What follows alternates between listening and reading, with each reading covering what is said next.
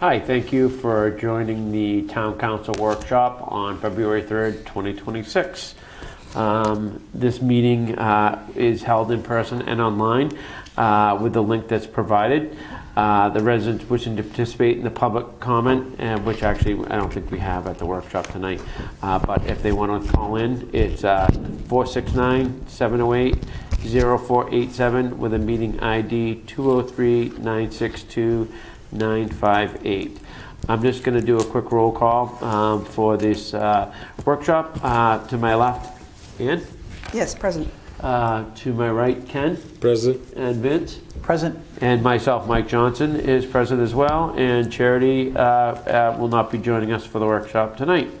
So I think tonight, we are going to have a presentation by Adam Wilkinson. Is that correct? No. Oh, which one's this one? Adam will be at... Adam's at the next one? Okay, so... Reimbursement, medical reimbursement? Oh, this is the medical reimbursement one. Okay, all right. So if Denise, do you want to introduce us? I'll ask Deb to come up to the microphone and introduce him. Sure.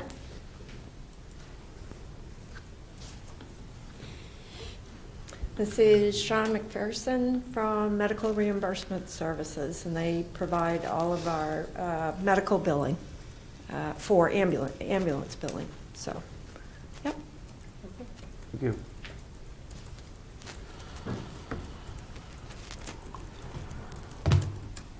Hi, my name is Sean McPherson.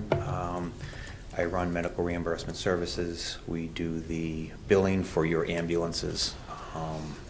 We've been doing it since 2019. I was asked to come in and kind of give some information on the reports that we present each month, what we do, and answer any questions. Some of the things that we proposed is a increase in your rates and contracts to look at for private insurance companies. So I have some handouts, if I could bring them up.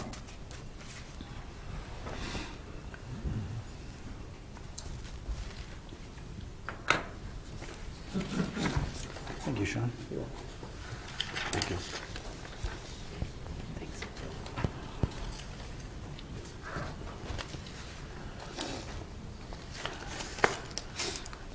The top page, which is the journal summary,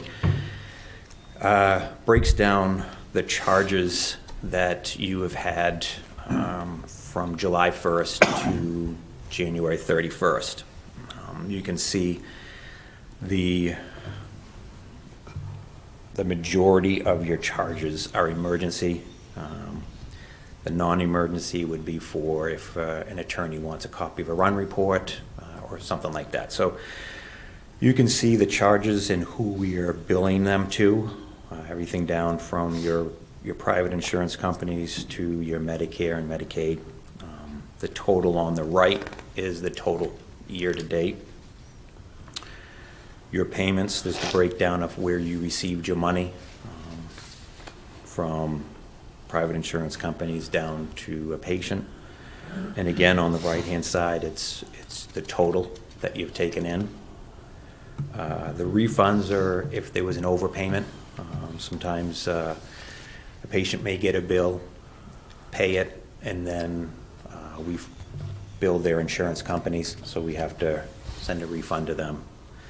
And your adjustments are your write-offs, mostly, where you might participate with an insurance company. You can see that your Medicare and your Medicaid are your highest ones. Those are the main people in the insurance industry.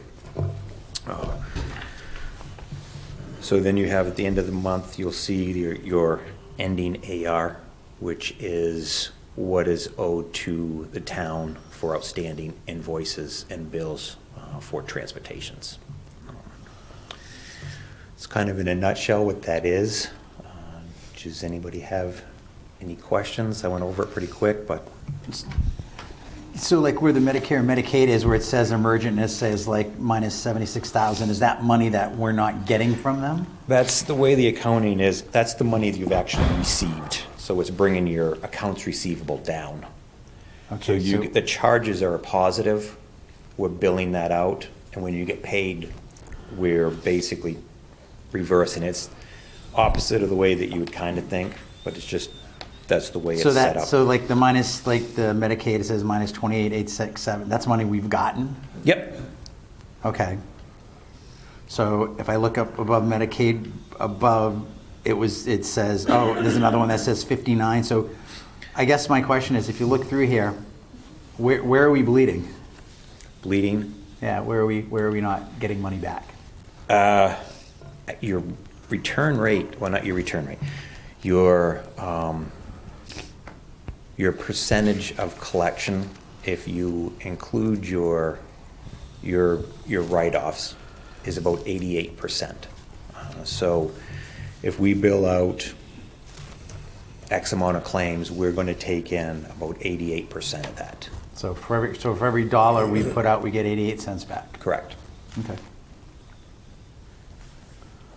And where does that equate? Like where are the biggest losses on that? Well, your biggest losses would be in people who do not have insurance. Okay. And don't pay the bill. Then it would be for insurance companies, Medicare and Medicaid, where you are billing out a certain amount and the state and the federal government basically will tell you what you're going to get reimbursed, and anything above that you're going to have to write off. Okay. And then with regards to comparing us to other towns, is that in the ballpark of what other towns are? Yep. Yeah. Okay. So your rates, for a collections rate, yes. And so I want to preface this by saying, if you bill out, let's say a claim for, make it easy, $100, and Medicare will allow $75 for it, you will have to write off that $25. So I incorporate that 25% or $25 into the collection rate, because we cannot balance bill a patient above what Medicare or Maine Care allows. Does that make Yeah, it does. sense? So, Okay. so then I guess my next question is, what can we do to improve things? What can we do to do better? For the Just- overall collection rate Sure. Like how do we tighten things up to get closer to that full dollar? and close to that 100%, Yeah. I guess we could go door to door asking for money. So that's really what it comes down to, is just either people aren't paying or we're trying to bill more than what a Medicare or Medicaid does. For the adjustments, yes. Okay. I guess to answer your question, that's about on average of what our company takes in, is anywhere from 85 to 90% of what's collected. And if you look at these, is it always new people, or are there a lot of repeat people? No, there's a lot of repeat people.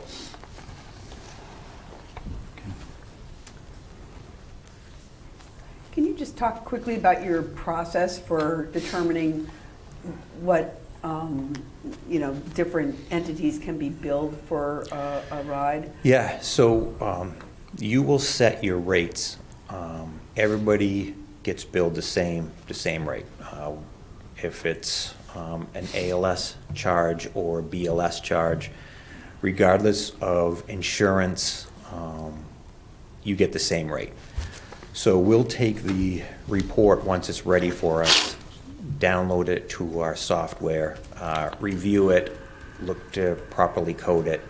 Once it's coded, then we get it sent off. About, let's say, 95% of it gets sent electronically to the insurance companies.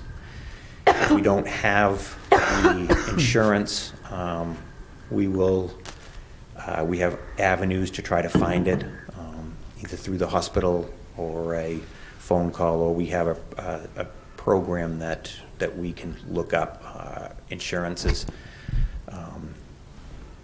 So that's kind of the process of us getting Yeah. that I information. mean, because you can see there's kind of an array of insurances that any individual might have. You know. Yeah, so I have kind of a breakdown of yours, of the towns, and it's about the same as all the other providers. So about 52% of the people that you transport have Medicare. And that's, it ranges from 50 to 55, and in some areas it's higher, you know, if they have more nursing homes and stuff. Your Medicaid rate is around 20%. Your private insurance is about 22%, and the self-pay is about 6%. So it's standard across most of my towns. Most of my municipalities or rescues that bill for it. So just to make sure I'm understanding you right, so the Medicare and Medicaid, we can't balance bill above what they set, but and everybody gets charged the same rate. Yeah. So it's effectively Medicare and Medicaid set the rate. And They set their rates. right, but we can negotiate different rates with different providers. Yeah, so the insurance companies, a couple of years ago, the insurance companies, along with the state of Maine and Maine EMS, got together due to some high bills that when people went to the hospital, they would get. So, you know, the state made a rule, and I'll be real brief on it. It's like a surprise billing. So they didn't want people to be surprised with an emergency. So once they said emergency, it triggered it to be ambulances.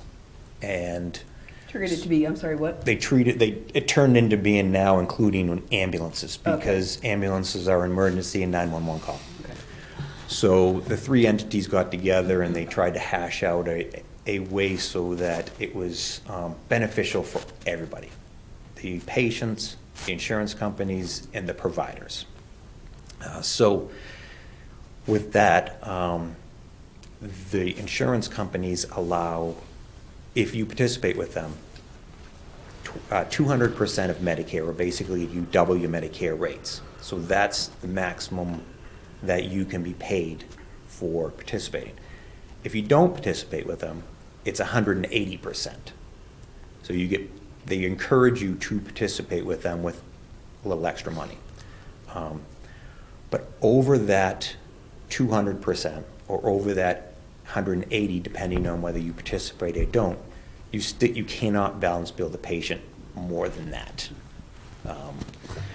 It's long-winded, but No, it's helpful. It's not an area of expertise that I have. I mean, I'm interested, I had the same question as Vince about repeat versus, you know, one-time users, you know, who seem like they might be more emergency or something, but does somebody who's a repeat user, thinking of my mother-in-law, but she doesn't live in Maine, does Medicare or Medicaid respond if those folks are you know, frequently using ambulance services? yeah, you know, there's really, as long as it's medically necessary, then Medicare will pay for it. You know, so if you have a person who may be abusing the system, then we have ways of telling Medicare that this isn't a covered service. You know, you don't want someone sitting at home waiting to go to the hospital who maybe be able to get a ride by a private, you know, a spouse Yeah, or family member, yeah. anybody. So if it's medically necessary, then yes, it's a covered service, and it's something that Medicare doesn't have a problem paying. I'm just sort of curious, not just for Medicare and Medicaid, but for the insurers, you know, the private insurers, that it seems like if somebody's using emergency services, including but not limited to ambulances, right? Because if they're using an ambulance, they're going to end up in the ER. It seems like there may be, that's like the most expensive form of medical care, and just sort of curious if that triggers some sort of analysis of, you know, does this person need to be in another home setting or, you know, get Right. some other kind of medical care? Yeah, it very well could. I don't see a lot of it. We have some that are transported quite a bit and others not so much. So it could be something that maybe Medicare looks at, but I don't, It's got a I no don't problem see at that any, point. yeah. Yeah, okay. Just curious. How long can we go after, like somebody doesn't pay, how long can you go after them? What's your tip, I mean, Yeah. before you give up, basically? So Medicare allows you to wait 1 year. So we have to make sure we get that bill to them in 1 year. If you participate with an insurance company, it's usually 120 days. If you do not have any contract, you know, again, it's probably a year would be a good stopping point. But with all that said, in the number of times that I have built, after about the third invoice or the third bill, 90 days, if they haven't responded or haven't paid a bill, they're not going to pay it, 6 months down the road. So I guess the best way I can describe it is after the third bill, if they haven't responded, then that's when I kind of consider it something that I'm unable to collect, where you would then want to pass that on to your collection agency, who has a little more aggressive techniques or tactics than I do. I am not a collection agency at all. So. And there's no kind of fund at the state level against which our losses can, or that would help cover our losses or town's losses? Not that I'm aware of. Yeah.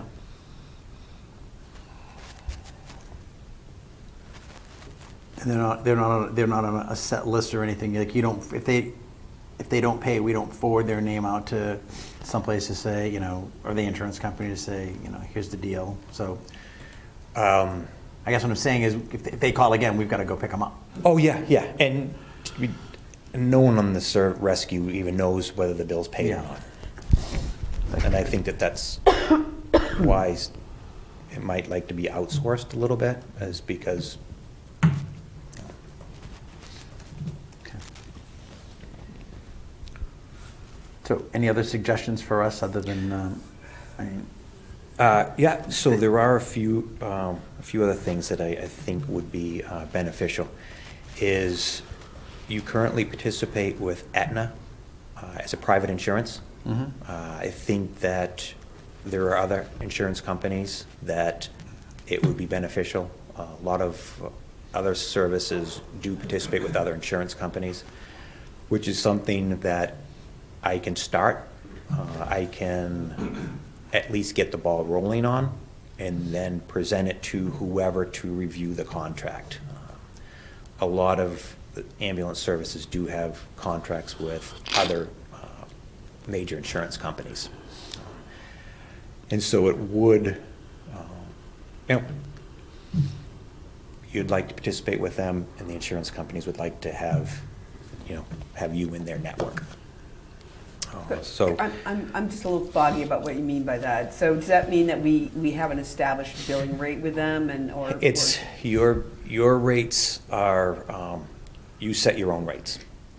What they will do is they will say, even though you set your rates, this is what we'll allow, this is what we'll pay. If you're above that, we'll have to write that balance off. If you're below that, they're not going to pay their rates, they're still going to pay your rates. Okay. So that leads me to the next point is, I do believe that you want to look at increasing your rates. The state has set within that law I talked about, the surprise billing, they have set a fee increase of 5% a year. If you're under the 200%, you can't increase your rates to that 200%. You can only increase it 5%. And to my knowledge, there hasn't been a rate increase for gray since 2019. That's when we started billing for you. And I don't know prior to that when it was, but There's been no increase. So where are we where are we right now in relation to that 200%? You're far below it. Yeah. So in theory, we could go up more than 5% to get to that 200%? You only once a year. So if you said, let's do a rate increase, 2026, then the next rate increase that you could do is 2027. All right, but if we did one, my question is, if we're way below the 200, in theory, we could jump to that 200, whatever the gap would be, I'm just talking out loud. Yeah. So If you we only can do 5% once we're at the 200. No, you can only do, you get 200, you 5% each year. Yeah, we're limited to a 5% increase each year. So every year, even though we're way below it, we're only limited to a 5%? Correct. And I have, in that second sheet, you can see what your rates are and what the recommendation is, the 5%. And on the right-hand side, you can see what 200% of Medicare is. So you can see even for the next 4 or 5 years, Got at it. 5%, you still won't make it that 200, Okay. that rate. And then the third page, that is some of the surrounding towns in this area and what they charge.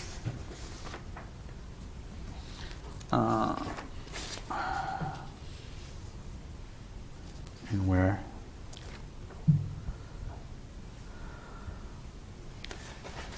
And some of the ones that And you're user looking at below, I am going to, I've presented a rate increase too, that if I come back next month, Like those the are the transfer rates. station.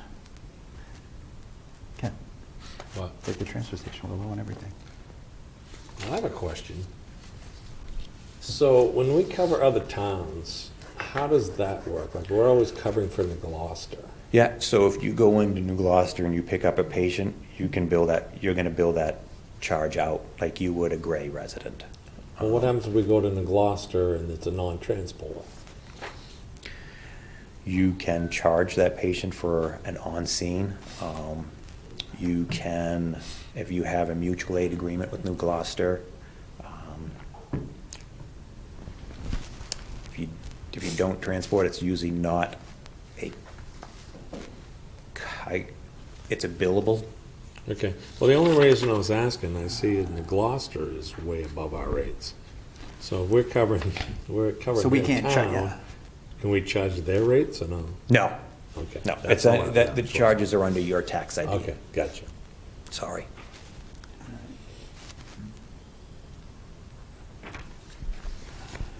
What's our short, you probably have it, what's our year-to-date, what's our what's our shortfall? Your shortfall, I'm trying to. Meaning how short, money we're not getting back right now? So if you look over at the 200%, what your shortfall would be, of that, 22%, 23% of your patients are self-pay. Are private insurance. That would be your shortfall. So you're not going to receive, if you raise your rates, you're not going to receive any more money from Medicare or from Maine Care. You would basically get an additional funds from the private insurance Okay, companies. so I guess my question is, like, if you look at this, like you said, there's people that, that haven't paid us. There's Yeah. people that- How much aren't we, like, if you look at how much we should be getting at 100% versus this, how much are we short right now? That's fine.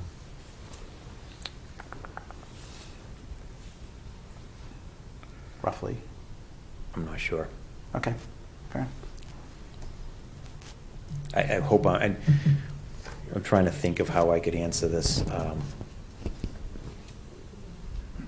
Short being, Meaning, I'll give you an example.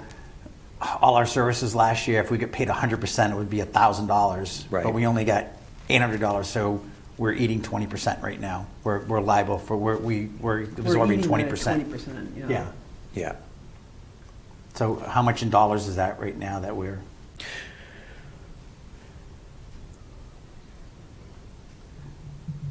like, could you tell last year, like, how much, you know, so say we were supposed to bill out $400,000, we were gonna get 400 grand, we only got 300 grand. Right. So only made 25% of our money. Or only got 25% of our money reimbursed. Yeah. Just curious what that was for last year. If you don't, you get back to us. Yeah, that's fine. I That's can fine. get back to you. So what I would, make sure I got this right. We billed out X, you received X, we had to write off, and I can tell you what we wrote off because of a contract, and then the balance would be your shortfall. Yes, perfect, you got it. If I looked at it, let's see. And if, like I said, if you don't have that, that's fine. But I can tell you when I get back to the Yeah, office. that's fine, that's perfectly fine. Yeah. You know, I appreciate your input, this is great, obviously great information. Yeah, I haven't seen this before. You have another question? Yeah, any other questions? I actually do.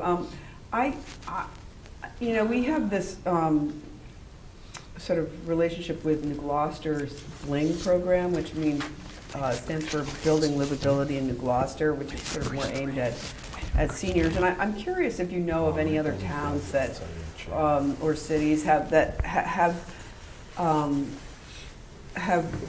found it financially advantageous to try to contact people who have multiple health issues and just sort of see if there's some other kind of care that needs to be arranged. Like, I mean, some people, they do have families who are, you know, involved in their care, and it's just the nature of their beast, you know, that they have frequent health crises. But I can imagine there could be people who maybe their families live out of state or they don't have any children and they have these health issues and they need help navigating it because they're just not, because they're frail. And through this BLING program, they wrote a grant to the state and it created a position in each town for service coordination.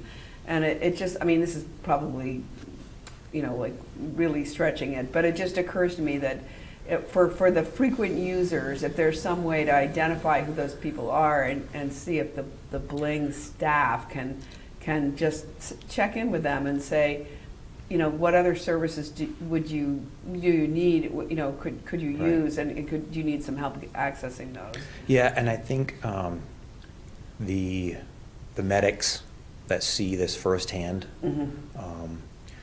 you know, I've heard where they'll reach out to different entities, sort of like what you're just saying, sometimes even at the state level, just to say, you know, Like Adult Protective Services or something you know, like just, that, yeah. you know, like this person is falling too many times, Yeah. we're going there 3 or 4 times a day. Right. Someone needs, and a lot of times it might be that there is no family member in the area, and they Right. might not know about it, and Right. it's That's that what I was simple thinking. Yeah. phone call. Yeah, I mean, my brother-in-law's a paramedic, so he's told me stories Yes. about, you know, people that they, you know, who can't get to the hospital on their own and call the ambulance for a ride, basically, you know, because they're that frail. I don't know how you build that, but, Right. Yeah, if it's a medically necessary transport and they needed to go by ambulance, then, then you could build that. Yeah. Okay, all right, Yeah. that's helpful to know. I want to make sure I stress medically necessary. That's a key transport. definition. How do you define that? Yeah, it's, a lot of times reading the run report, you can find it. Yeah. You know, there's obviously some, you know, keywords that you might see that would make it, is this medically necessary? Waiting at the door, you know, bags packed, walks to the ambulance. Yeah. Did they need to go by ambulance? No, probably not, yeah. So those are the ones that we don't want to build a Medicare or the insurance companies. And the medics would sort of review that They write down on site. everything. Yeah. I believe that the state has a law where if you want to go, the medics cannot refuse. So Okay. it's kind of one of those catch-22s. Even if they don't think it's medically necessary. Okay. Correct. So what they do is they accurately write into the narrative, and then we look at it, and then we tell the insurance company basically with codes what we're seeing.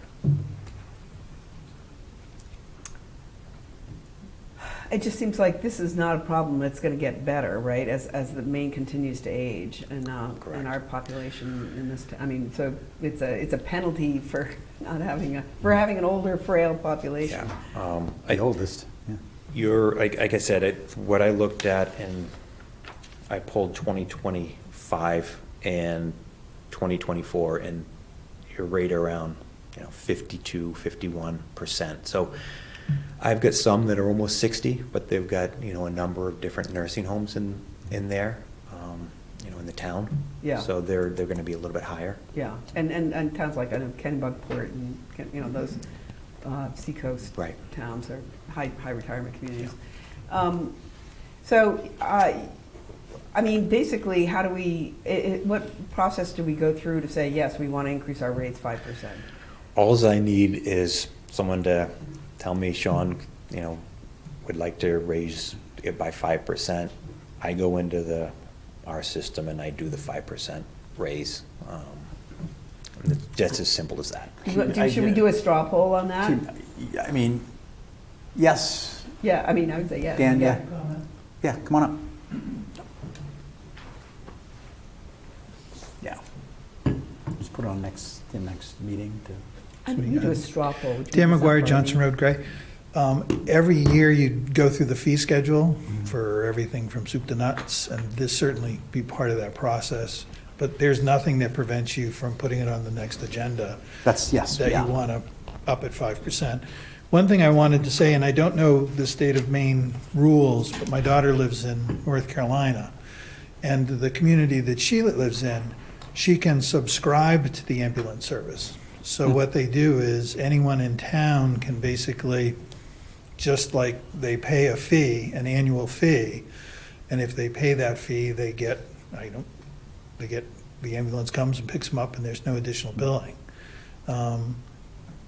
That's an I don't know interesting what idea. that subscription fee would be, and I don't even know if that process, if the state of Maine would make that legal, but it might be something worth considering. Ambulance Costco? Yeah, well, Yeah, there's a it's- similar process for hikers in the White Mountains. It's called, you get a Hike Safe card, and I can't remember what it costs, but it's like 20, 25 bucks or something like that. Yeah. And maybe it's less. And if you have one of those cards, then if you need to get rescued from a mountain side or top, you won't get billed for it. Yeah. And so it's kind of like an insurance pool. really It what is, it's yeah. essentially what it is, Yeah. it's insurance. And if you had I don't know what the break point is, but as people are aging and people don't want these bills, a lot of people would be willing probably to subscribe to something like that. So just a thought. Really No, all interesting right, idea. excellent. Thanks, Dan. Thank you, Dan. Yep. Yeah, do you know the answer to that? Yeah, I've got about 20 services that have that program. All right, could you I can get. send that, get Yeah, that I can information give over, we can you- take a look at it, and then I guess I'd like to, per your request, I think it's a good idea, like to do like a quick straw poll, who would be in favor of the 5%? Well, hold on for a second. Go ahead. before we take a vote. How much is the cost for an average ambulance ride from Gray? For Like Gray, the main med? well, You gotta expand your business. You gotta expand your business.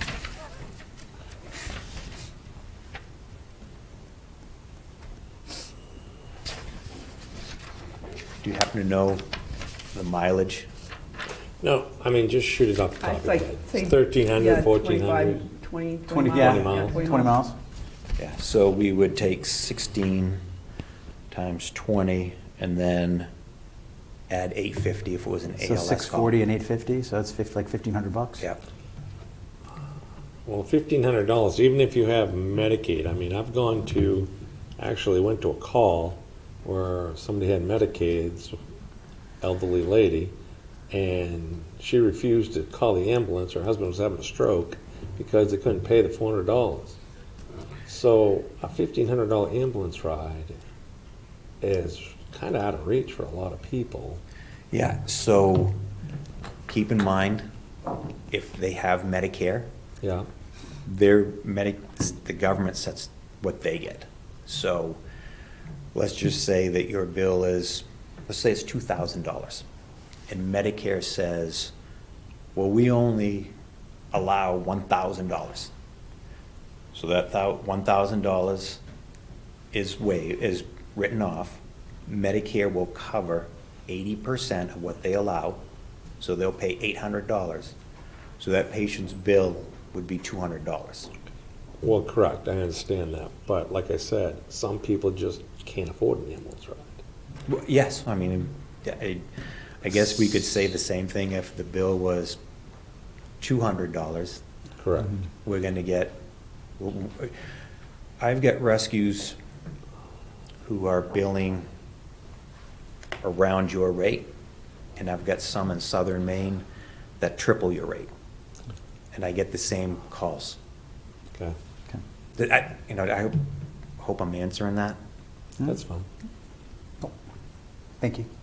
But to your point, Ken, I mean, that is a valid point, Ken, but I think, those couples might be able to afford, 25 or $50 of annual kind of insurance against future ambulance rides. And then I know that might even be a stretch for some Well, I don't think people. 5% is really gonna matter much compared to $1,500. Yeah, but it's cumulative, right? Yeah, if I you mean, wanna go up 5%, Yeah. I mean, I'm okay with Yeah, that.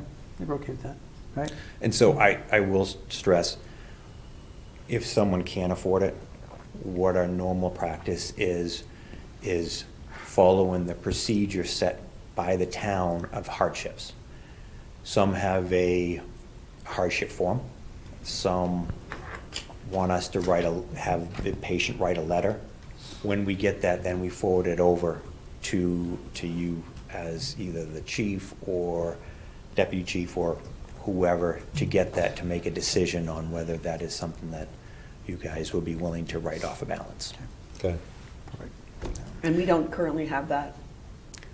I can tell you that if we got a phone call about a hardship, if you don't have a form, and off the top of my head, I don't know, we would have them write a letter, Yeah.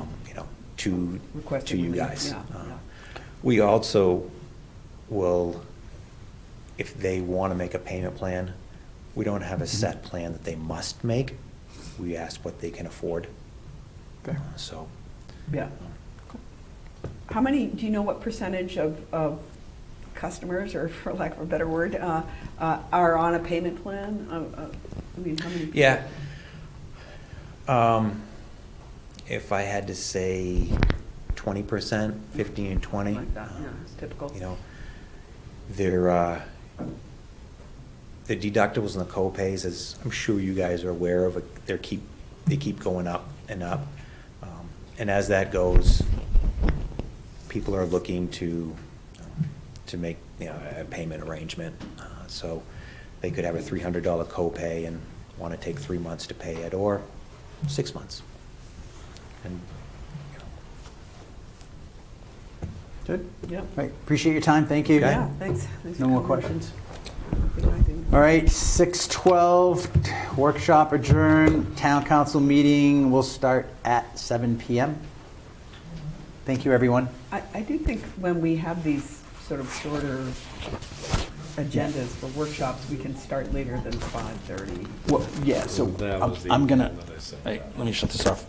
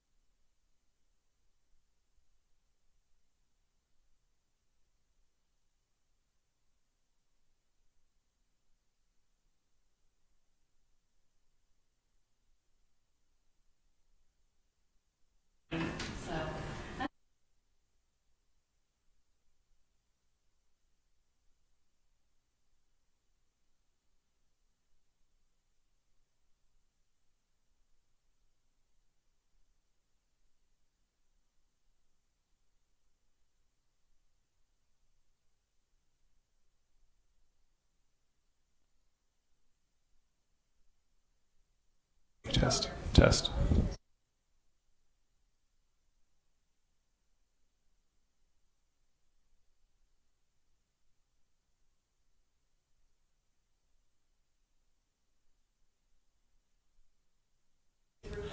Test, test, test, test, test, test, test.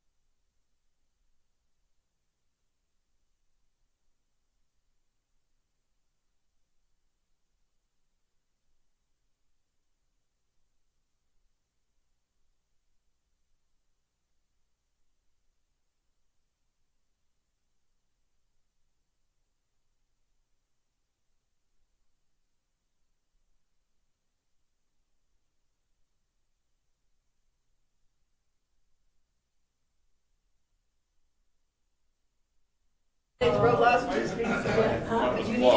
I'm all set. I try to have them, a lot of them have tall, sack. Yeah, I don't like this stuff.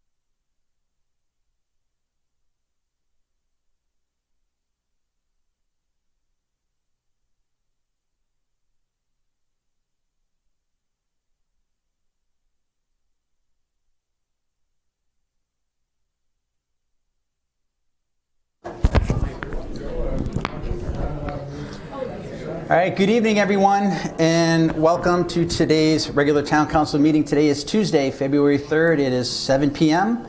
We're here meeting at 24 Main Street in Gray, and I'd first like to say it's great to see so many people in the audience. Thank you for coming this evening. This meeting will be held in person and online with the link provided above. Residents wishing to participate in the public comment or public hearing portion of the agenda may do so by clicking in to participate or calling in using the phone number provided as detailed in the agenda. And the phone number is 469-708-0487. Quick roll call. Councilor Gass. Present. Councilor Klinger. Present. Councilor Farrington. Present? And I am Councilor Palangi. Let's stand for the Pledge of Allegiance.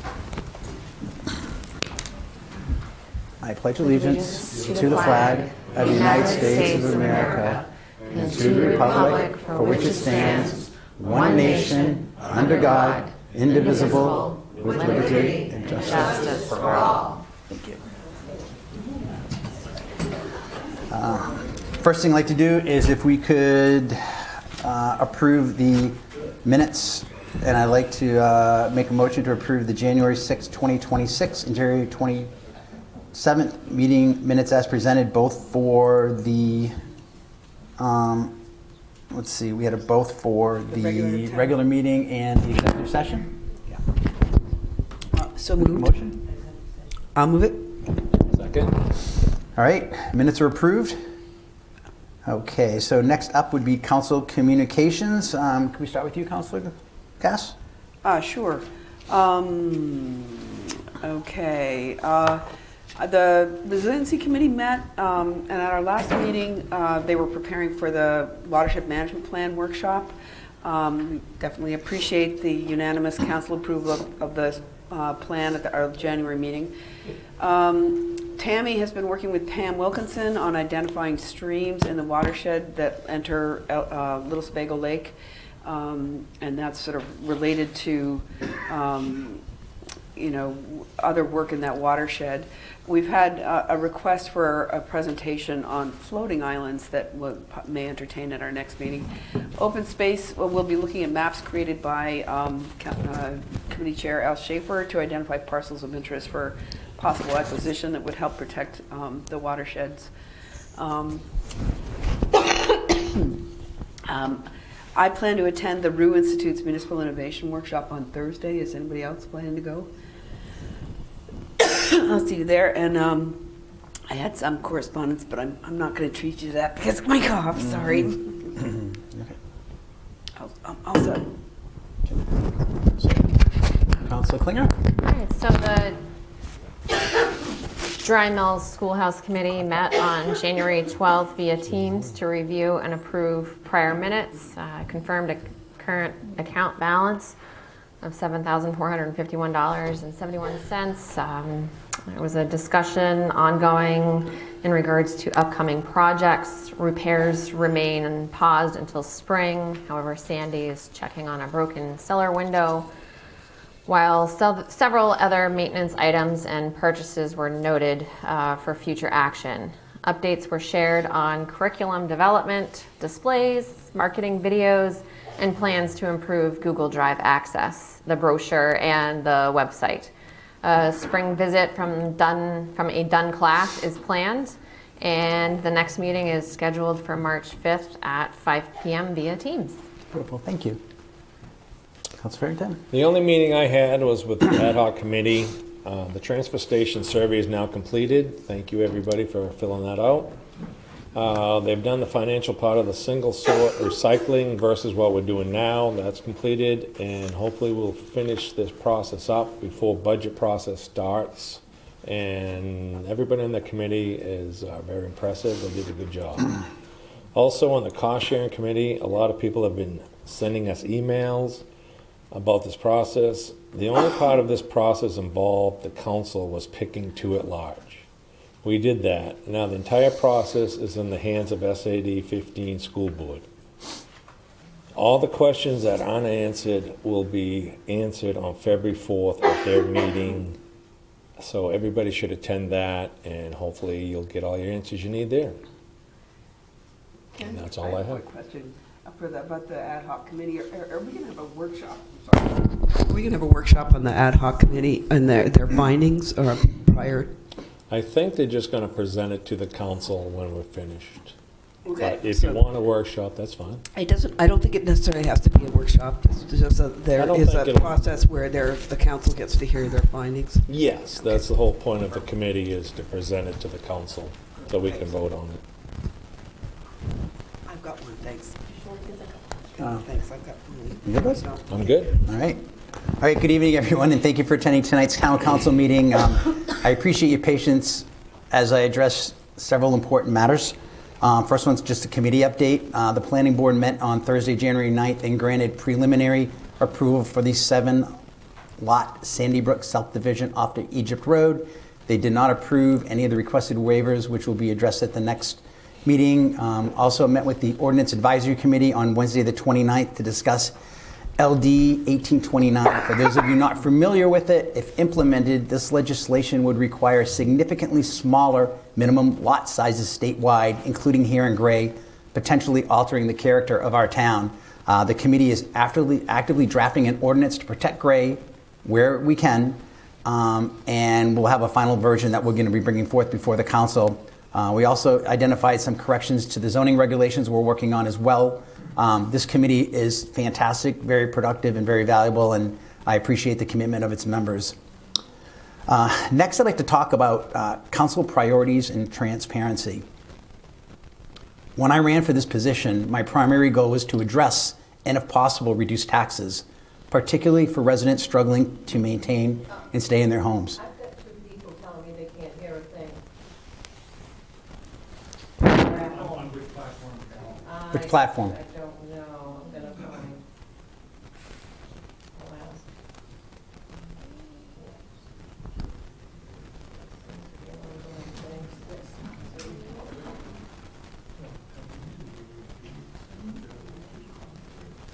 I'm asking. Okay.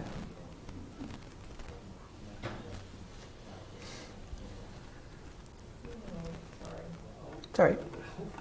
It's okay. Let's get it right. We want everybody to hear. I went through the website on GCTV, that's what it says. Through the website? Let Kyle take a look. He's coming up right now. Oh, he's going out back.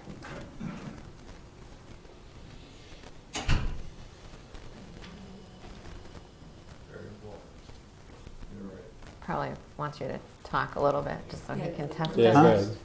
Testing 1, 2, 3. Do you have your mic on? Oh yeah, my mic's I can on. hear it through the mic. Yeah.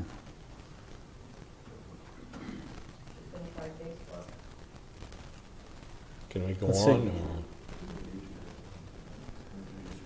We'll just give Kyle like 30 seconds more. One's in, one isn't. One's on, one can't hear?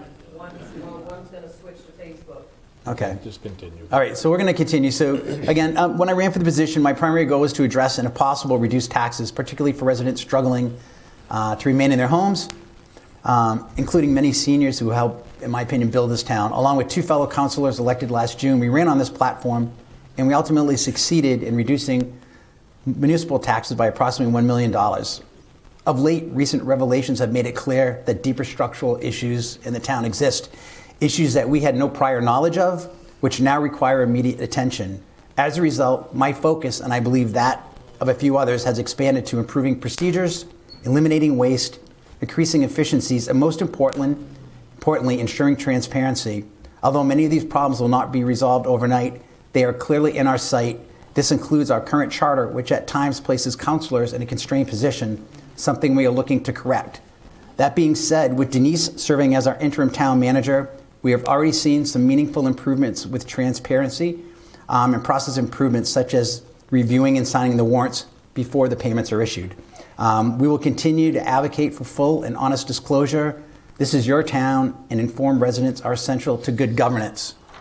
With regards to scheduling of meetings, I want to address how the town workshops are done with regards to the town council meetings following. When agendas state that a town council meeting may begin following a workshop, to me it creates a lot of confusion with the residents, and basically they're expecting it to start at 7 p.m. and we don't want it to start earlier. Tonight we had a 5:30 p.m. workshop. It ended at 6:10. If we started the meeting right after, it would just not be good, and I just don't think it's good governance. So moving forward, we're going to try to schedule the workshops within a realistic timing. So if we know it's a half-hour workshop, we'll start it at 6:30. It ends at 7. We can roll right into the town council meeting, and if it ends 5 minutes late, well, look, all you people will be here. So we're going to look at doing that. The next thing I want to talk about is decorum and public participation. The process, flow, and overall tones of our meeting have deteriorated, and that must change. Residents have told me they feel uncomfortable speaking at the podium, which to me is unacceptable. Our town charter is clear.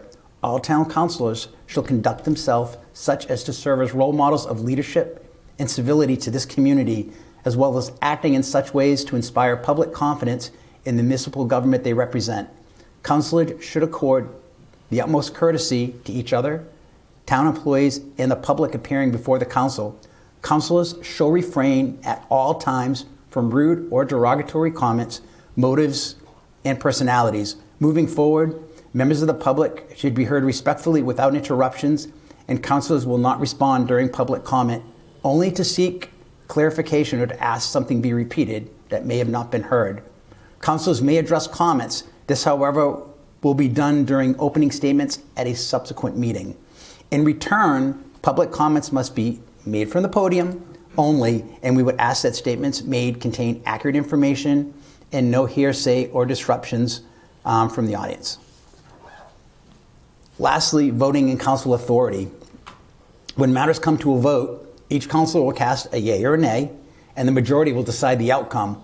Once the votes are tallied and finalized, we shall immediately move on to the next item. Councilors should not editorialize, challenge, or comment in any way the result of that vote. We should just move on. And then lastly, no councilor here has any more authority than beyond what is granted in the charter. So any action taken on behalf of the council must be discussed and approved by the majority in advance, and actions taken otherwise are contrary to the charter and will be addressed accordingly. I appreciate your time. Thank you. Thank you. So next, I'd like to have a report from our town manager. I'm going to start with the Allegiance Fire and Rescue and the outcomes of that. Oops, I guess the microphone would be a good idea. Pleased to inform you that Allegiance Fire and Rescue has responded to my inquiry canceling the contract. I will be writing up an item commentary for your discussion at your next meeting. I also will provide the letter that came from Allegiance Fire and Rescue. We are still within the window for our ability to cancel the contract with a 10% cancellation fee. Canceling the order would result in a fee of $111,085. We have until June 19 of 2026 to make that decision so that it can go to the voters and they can decide whether the purchase is in order or not. It gives the council the ability to go to the voters in early June and make the decision to proceed with the purchase, cancel the order, or finance the purchase. And so we have time to discuss that at another meeting. And then I'll go with the rest of the report. The Village Transformation Project, we met with the team and we are scheduling an open house on March 4th. That's your opportunity to come and express your concerns about the project design.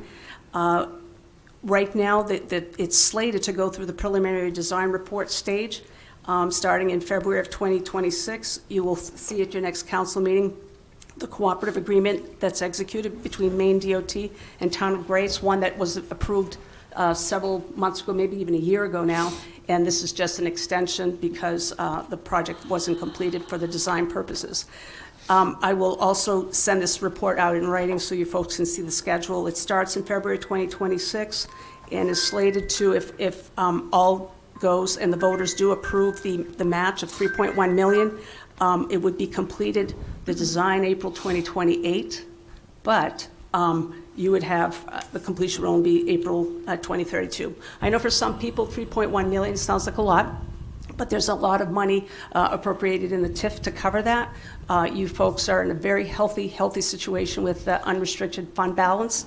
And most importantly, we're waiting for a specific estimate on the underground infrastructure and the sidewalks. And I don't know if you've seen estimates lately, but 3.1 million would just about pretty much cover the underground infrastructure and the sidewalks and some of those improvements. So it's, in my opinion, a very inexpensive investment into the downtown. But that's for you folks to decide. The open house, again, will be on March 4th. There'll be a great opportunity for the public to weigh in on the preliminary plan, offer suggestions for changes, and decide whether you want to go for the 10% match. The other update I have is the wastewater treatment facility feasibility study is just about rounding the corner. Woodard and Curran, who's a Portland headquartered, nationally recognized water and environment firm, led the charge with Goral Palmer. And at the town's direction, they evaluated 3 alternatives, which collected wastewater from within the town of Gray to either convey it to the existing Lewiston-Auburn Clean Water Authority treatment plant in Lewiston, or conveying water to the existing Falmouth wastewater treatment facility. And thirdly is to convey water to a new centralized treatment facility in town. I can assure you that when you see the estimates, it may not be something that's that palatable with all of the other priorities. But here's the good news.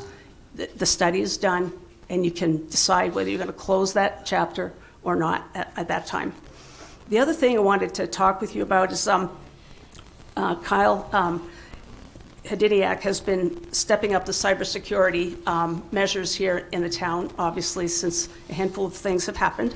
So he's increased the simulated phishing emails in frequency, and only a handful of people failed, but we're working on that.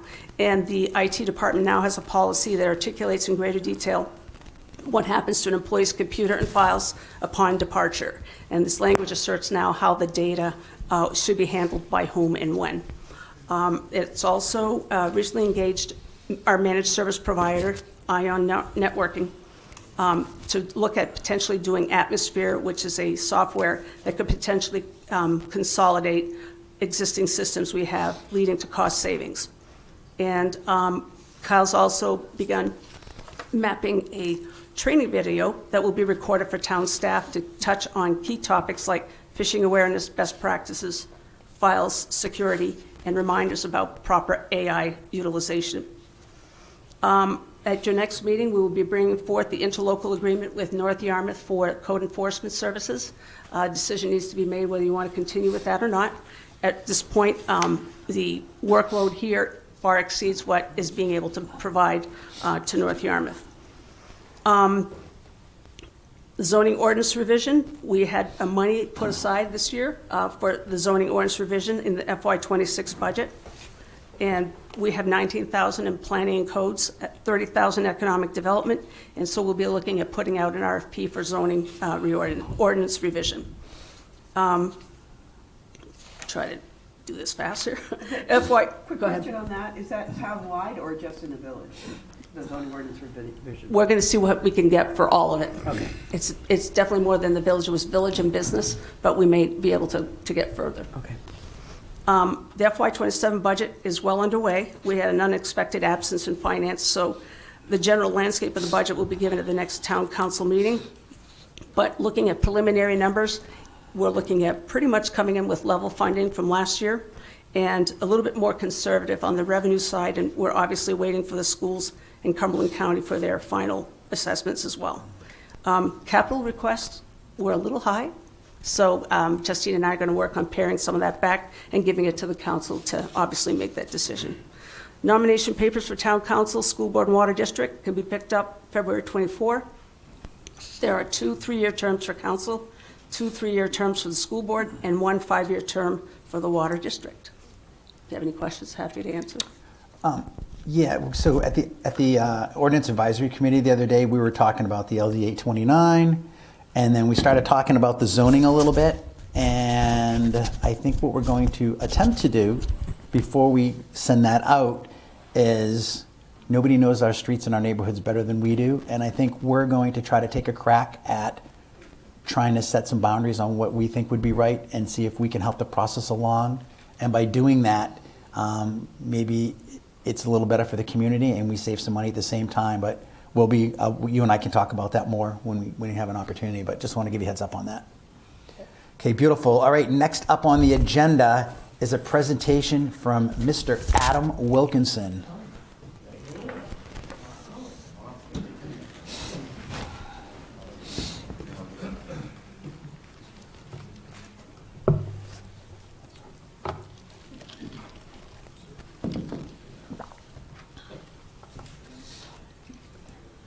I'm Adam Wilkinson, 35 Weymouth Road, in case anybody doesn't know me.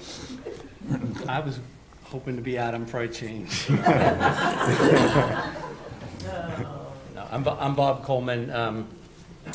So thank you to the town council, for the town, for listening to Adam and I. We're going to do a presentation looking back at the re-evaluation, or what I call the reassessment, but I've been told it's the reevaluation that we did back in 2024. This came about, actually, let me back up. I just want to introduce myself. I'm a member of the Open Space Committee for many, many years, no longer a part of that committee. So I come at this from the perspective of someone who cares a lot about land and the value of land and open space and those kinds of things. I'm also currently a member of the Finance Committee. I care a lot about tax revenue and how much we spend. So that's my perspective. Adam, you want to just talk about your perspective before we jump in here? So similar background. We served time together on the Open Space Committee, and I had mentioned at a meeting prior that, one of the reasons I was on Open Space, I'm a big landowner rights person. I believe, landowners deserve respect. They should be treated well, and I want to make sure they have a voice, because sometimes they're lost in translation from time to time. So, and obviously we've been in town forever. We've got family lands. So with this, the equalization that took place from KRT back in 2024, I know we got hit hard on it, and I know a lot of the other people got hit hard, and started putting our heads together about how we could present this to the public so they could also see just how hard we were hit. Yeah, so Adam came to me back after, like everyone, you got your reassessment, your new assessment in the mail late 2024, and to everyone's shock, it was like, wow, my land is worth that much money. So Adam and I started talking about it, and it's my fault that it's taken this long. I've been extremely busy, and Adam's been poking me every few months, and I finally agreed to put together a presentation that's going to present the data. So my answer to every question is, what does the data say? What does the math say? 2 + 2 = 4. Let's look at the data. What does it say? So I pulled all of the data from 2024, 2025, 2026, looked at all the property valuations, looked at some sales data, looked at all of the data, and that's what we're going to present tonight. And then Adam's going to talk about it from a more specific perspective. So the first question, and I'm going to present this in the form of questions and answers. So did the 2024 reevaluation result in a significant tax increase for town residents? I think most of you probably know the answer to that question, but what does the data say? So I looked at all of the property valuations, 4,900 properties roughly in the town of Gray, and you can see that, here's the chart, but it's kind of a bell-shaped curve, sort of centered in the middle, but you can see it sort of leans a little bit more to the left, meaning that more property owners saw an increase than those that saw a decrease, which, again, I think most of you are aware of that. But I wanted to dig a little deeper into that. And one of the comments that we often heard in the context of the reassessment is that roughly 1/3 of the taxpayers will see a decrease, 1/3 will stay the same, and 1/3 will go up. So my question is that what really happened? Is that a true statement? So I looked at the data, again, the 4,900 properties, and you can see about 42% had a greater than 10% increase in their tax bill. 7.5% had a greater than 10% decrease, and almost half, 47% roughly, were plus or minus 10%. So there wasn't a significant change. So it was kind of like, that sort of suggests that a lot more people had a tax increase than decrease. So I looked even a little bit deeper at this question. And what I did was I said, okay, if we were to shrink that plus or minus 10% down to where I got exactly a third of the property owner. So let's define what that middle third that didn't go up or down. And the answer was plus or minus 6.6%. So if I shrink that down and say, if your tax bill went up or down by less than 6.6%, I'm going to consider it didn't change, roughly. So then I was able to look at, well, how many people were above that, how many property owners were above that, and how many were below that. And you can see that 51% of the town was above that, meaning 51% had an increase in their property tax bill, and only about 12% had a decrease. So in other words, in general, you were 4 times more likely to see a tax increase than you were a tax decrease. So that whole idea of 1/3 goes up, 1/3 goes down, and 1/3 stays the same was not true based on the data. Again, looking at it retroactively. So one of the things that happens when you do a reevaluation is that when you get your tax bill, you don't know, did this go up because my evaluation went up, my assessment went up, or did it go up because we're raising taxes in the town? So it's very hard on years where we do a tax assessment to figure that out. So I wanted to peel apart those two pieces, and by looking at the total assessed value in the town prior to the reassessment and the total assessed value after the reassessment, I could figure out the change in the actual assessment, and then look at the change in the actual taxes charged on that. And from that, I could calculate how much was due to the reevaluation and how much was due to a tax increase. And the punchline here is that our taxes went up in 2025 by 8%, 7.99%, that had nothing to do with the reevaluation. So when you look at the impact due to the evaluation and the impact due to the just the overall tax increase, it was significant for a lot of property owners. So again, this is probably something that the town is well aware of. You've all felt it. You've paid your taxes.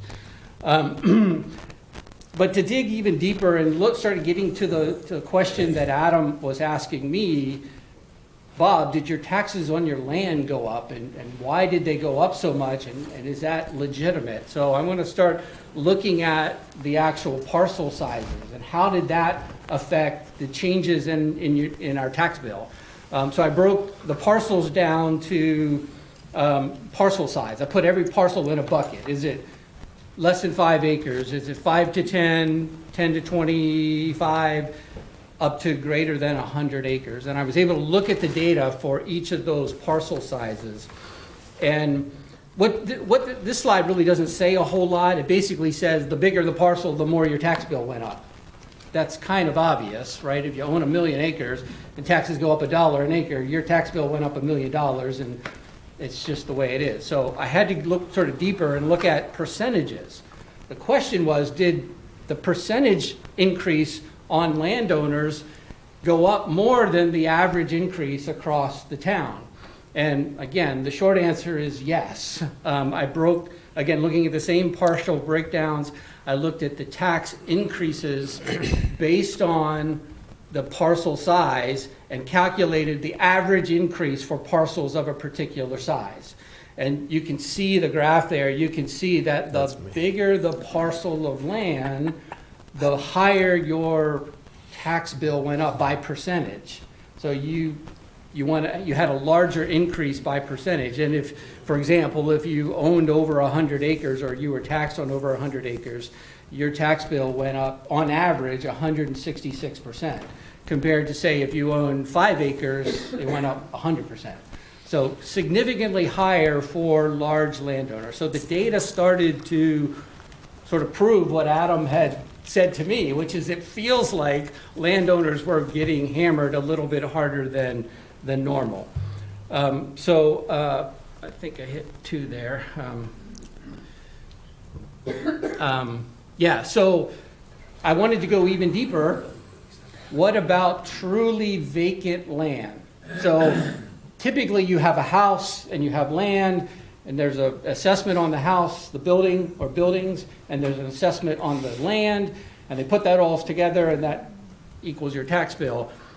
I was really focused specifically on land, so I found all of the parcels that had no building on them. So let's just hone in on just land. And there are 560 parcels, believe it or not, in the town of Gray where there is no building on them, or at least no assessed building. And of those, I was able to calculate, again, the average increase in property assessment on just that. That way I could take out all of the noise associated with buildings and the cost of building a house and all of that. And again, it's not quite the 160%, but you can see that the slope is still significantly upwards, that the bigger the parcel, the more the assessed value increased. Greater than 100 acres, 148%, compared to 92% on a 7-acre parcel. So again, the data suggested that yes, landowners were in fact being hammered, so to speak. Okay, so it gets worse.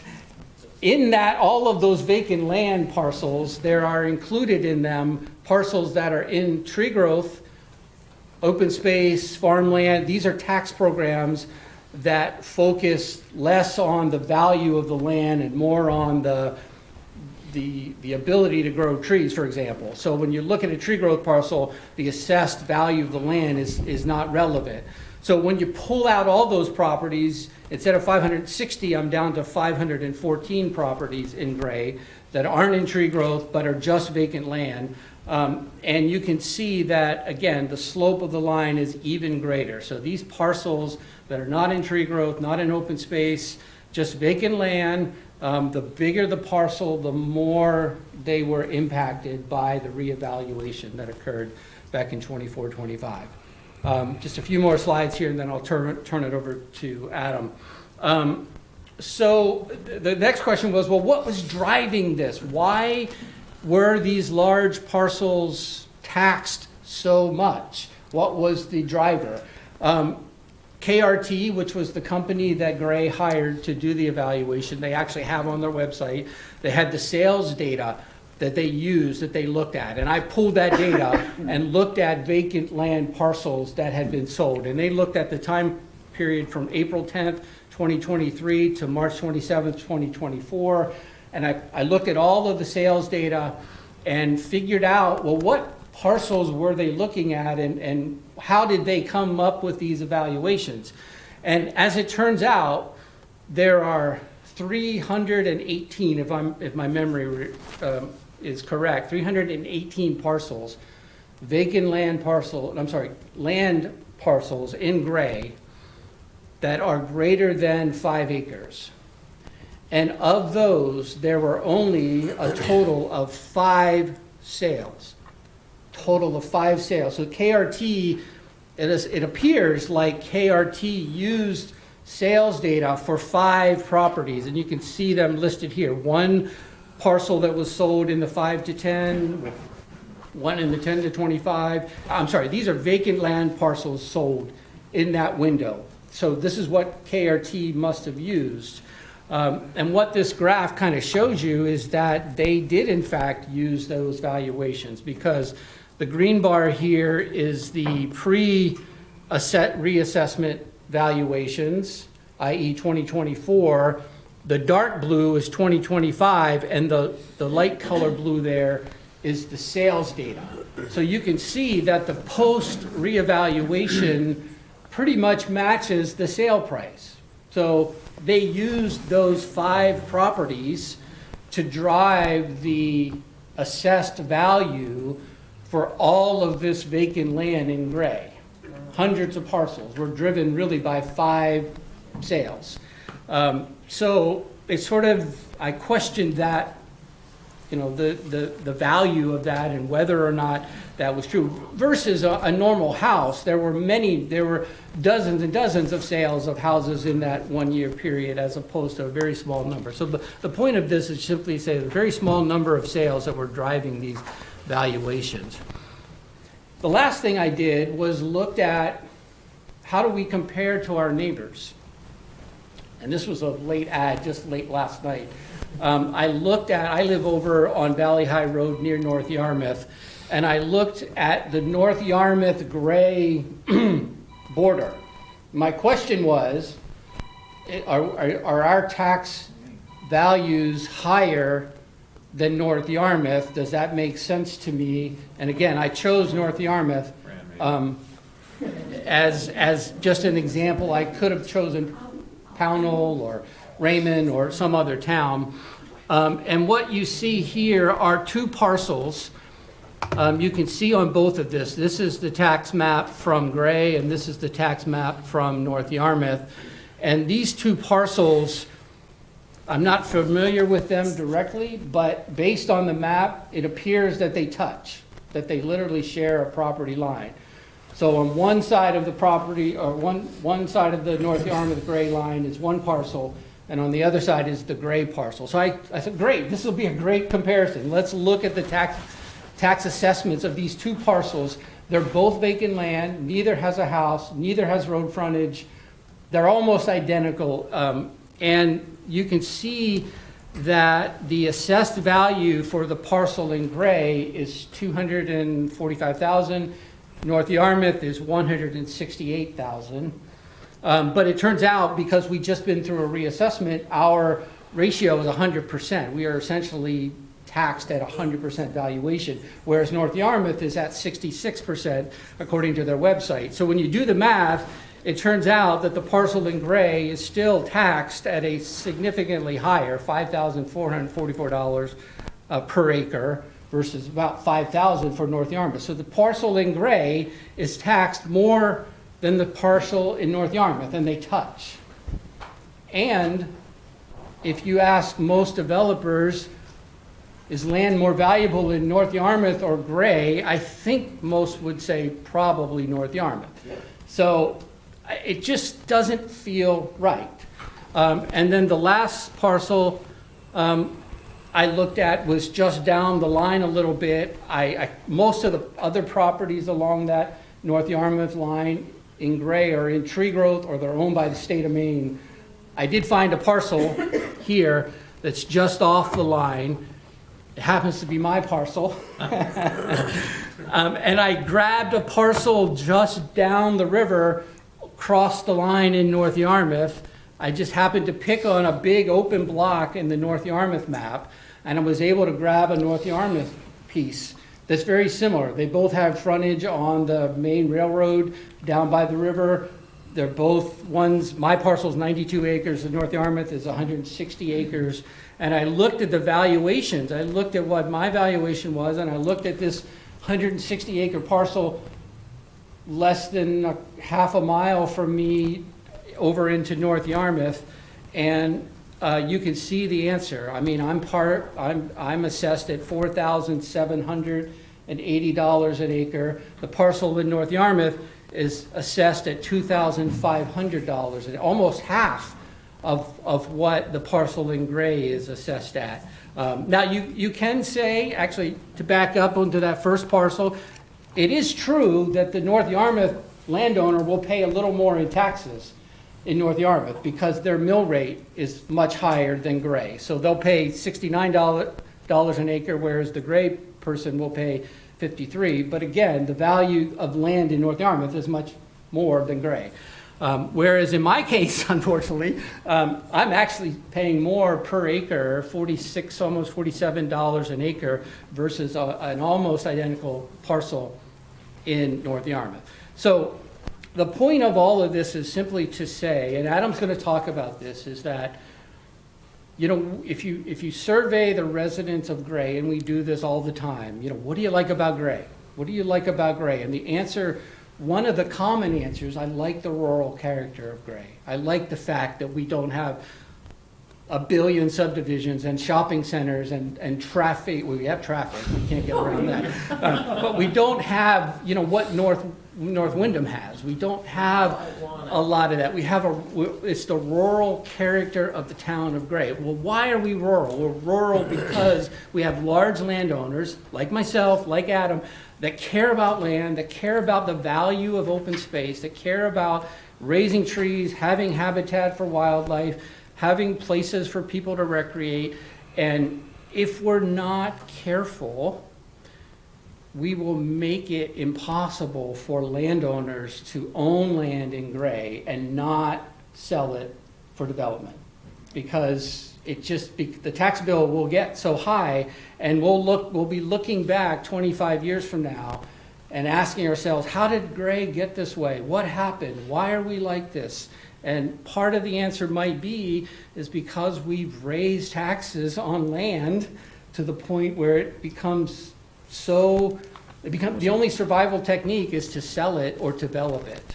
And that's what I'm concerned about. So I'm going to skip a few slides here, Adam, in the interest of time, and just get to your presentation. Thank you, Bob. So I'm going to kind of give a little background and some of my thoughts as well. And I also want to visit this, and this is something for everybody to look at based on what Bob has just presented. These are examples of 10-acre parcels, 30-acre parcels, 50, up to 100. And you can see prior to KRT's equalization in 2024 and 2026 after. And that gives a comparison of not only assessed values, but actual tax bills that would go with these properties. And you can see, for instance, on 10 acres, the tax bill climbs just a little bit. But you can see the assessment equation that was used, that doubled. So the first 10 acres went from $3,000 per acre. They changed, based on KRT's recommendation, to $6,000. Well, at 10 acres, it's not a huge difference. But if you fast forward over to 100 acres, you look at the rest of those line items on the 2024 side and on the 2026 side, you can see that the per acreage rates of $3,000, $2,000, $1,000, and $750 in 2024 went to $6,000, $5,500, $5,000, and $4,500 in 2026. So, in plain speak, for anyone who has acreage over 50 acres, their per acre value went up six-fold based on what KRT came out with. And you can see at the bottom, you can see the actual tax bill on someone with 100 acres pretty much tripled. Did you get that from me, Adam? Huh? Oh, yeah. And I know these numbers to be true because I have verified them, and those numbers exist on anybody's tax bill in the town that has land. You can get this information for yours. This isn't privileged information. You can get it right off the tax cards. This is, to me, the catalyst that got me going on this, because I said, how can something increase in such a ratio on the large landowners? Well, when you go from $750 an acre for assessment to $4,500, if you got 100 acres of that, you just gained $450,000 in valuation. And your tax bill is based on the valuation, which even with, and you can see on the 100 acre box on the far lower right, even with the adjusted mill rate from 15.18 to 9.7, or 9.68, I rounded to 9.7, sorry. You can see even with the adjusted mill rate, the tax is still triple. So real money at triple for landowners. So this is these are the hurdles that landowners are facing, and I'm gonna get into this now. So my name's Adam Wilkinson. I'm fourth generation Gray resident, fourth generation business owner, fourth generation landowner. My family has owned 2 gravel pit properties in town since 1947 and 1953 respectively. In the first 80 years of ownership, I don't remember my family saying, boy, these taxes on these properties were getting out of hand, or where they come up with these assessments? Not once.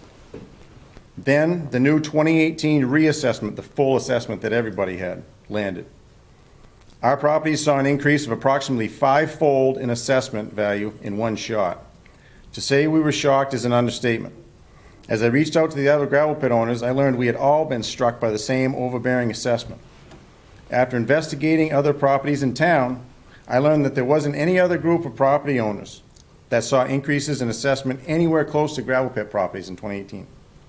I learned how the commercial appraiser, who the town hired, came up with these assessment values, and I found fault with his methods, as did the other gravel pit owners. Through working with Lauren, I was able to get assessments at least to a point where the assessment could be explained and reproduced with a new modified tier chart. And the tier chart is what I was describing, those boxes that Bob had put up for me the last slide. I consider that the land tier chart. I later attended a town meeting where the money was appropriated by the town council to seek bids from appraisal companies for what was called a midterm equalization of property assessments. This is in 2024. That ended up being an out-of-state company, KRT Appraisals. When I received the results of the KRT appraisal showing the new assessments on our properties, I was speechless. The same properties that had just seen an approximately 5-fold increase in 2018 were seeing another 2 to 3-fold increase in 2024. How this equates in my situation is that my gravel pit property on Yarmouth Road has seen an increase from 2017 to 2024 of almost 9 times. I reached out once again to the other gravel pit owners to see what happened with their properties and found the exact same outcome as in 2018, sizable increases in assessments. The difference in this equalization is that this time, all landowners had seen noticeable increases of their land assessments, not just pit owners. I met with KRT to plead my case, like a lot of other people did in town. We spent the better part of 45 minutes and they reduced the assessment by only $6,000. It was a complete waste of time. I later met with Lauren and she worked with me once again to create an assessment that met logical criteria and could be objectively reproduced. During that meeting, I learned that the town had to fall within a certain ratio of local assessment to state assessment. I learned that that ratio needs to be a minimum of 70%. For example, if the state of Maine assesses gray for $1 billion, the town must be assessed at 70% of that or greater, or at least $700 million. By the end of that meeting, my Yarmouth Road gravel pit property was reduced from 9-fold increase in 2017, with Lauren's help, to a 6-fold increase in from 2017. After the KRT equalization, I started looking at other properties in town, and I noticed that according to the new tier chart created by KRT, which is the one with the larger values, 6,000, 5,500, 5,000, and 4,500. I looked at parcels of 10, 30, 50, 100, and 200 acres and saw a troubling pattern. What this means is that the larger the piece of land, the steeper the increase in assessment, which results in an increase in the actual tax bill. And this kind of increase was exponential, not the linear type, and in my opinion, non-sustainable. Having been on the Open Space Committee a few years prior and knowing the problems the committee faced with gaining access to properties for recreational activities, I realized this would greatly affect their ability to work with now soured landowners who are seeing assessments increase by 5-fold, and even with the reduced mill rate, seeing their tax bills themselves increase by 1, 1.5, 2, or even as much as 3-fold. The committee agreed this would create more challenges. Once I heard that, I realized I had to get this in front of council so that all the townspeople could see the unique predicament landowners are facing. This is creating, in my opinion, the perfect storm. You have landowners that are seeing an increase in assessments, and even with the dropping of the mill rate from 15.18 to 9.68, their actual tax bills are increasing substantially in some cases. These increases are creating an environment that will force a reaction from the landowners. One possibility, and what is possibly the most common response, could be to harvest the land of any tree value to pay taxes. The problem with that is that the trees can't grow fast enough to cover future taxes. Another possibility is the property owners will be forced to sell because they may literally become tax poor. I have been to countless meetings where people get up from the audience and speak about how they love Gray or have moved to Gray because of its rural character. They have spoken about how the roads in town still have sections of forests and fields. That is because landowners who own these parcels keep them in their natural state. This is where I feel the town has the opportunity to incentivize the maintaining of natural lands. By working with these landowners, the town has the ability to help preserve the land as it is and relieve some of the financial pressures now faced by some of these owners, some of which are multi-generational. These latest assessments do not fit into that narrative. It's quite the opposite. I don't know if this was a calculated move or an unintentional consequence overlooked because no one noticed it. But with all the new and upcoming law changes regarding land use, and with towns, schools, and the state needing more and more tax revenue, my question is whether they're counting on these large landowners to grant their wish for more tax dollars. It will, however, come at the cost of losing the very same lots on which these landowners have allowed ATVs, snowmobiles, hunting, and free access. The sale of these lots won't just create more tax revenue, it will also come with more development, which will mean paying for more schools, more public infrastructure, more government, which will ultimately lead to more tax increase, and the cycle continues. What I am hoping to enlighten this council and the community about is the importance of large tracts of land and the owners of these tracts. As a town, we need to look at what these large pieces of natural lands bring to the area. They create a very small demand on public services. No kids in school, no roads to plow, no trips to the transfer station. They just remain as they have for years. And that is one of their greatest attributes, is that they cost townspeople very little but contribute a lot. These lands provide a place for agriculture, a place for construction, a place for timber harvesting, a place for recreation, and a place to preserve natural habitats. And that pretty much sums up how I feel, and I mean, that chart showing the mill rates and the increase in the values, I mean, I think it almost explains itself. So if you guys had any questions, obviously we'd be happy to answer anything. But there's tremendous amount of work's gone into this, and talked to a lot of landowners, some of which are here tonight, so. Yeah, Lauren, do you want to speak? Thank you, Adam, very much. I'm also here if you have any questions. I do have a lot of questions. For myself or for Adam? For you. All right. Thank you, Adam. Thank you, Adam. Yes, thank you. Thank you, Bob.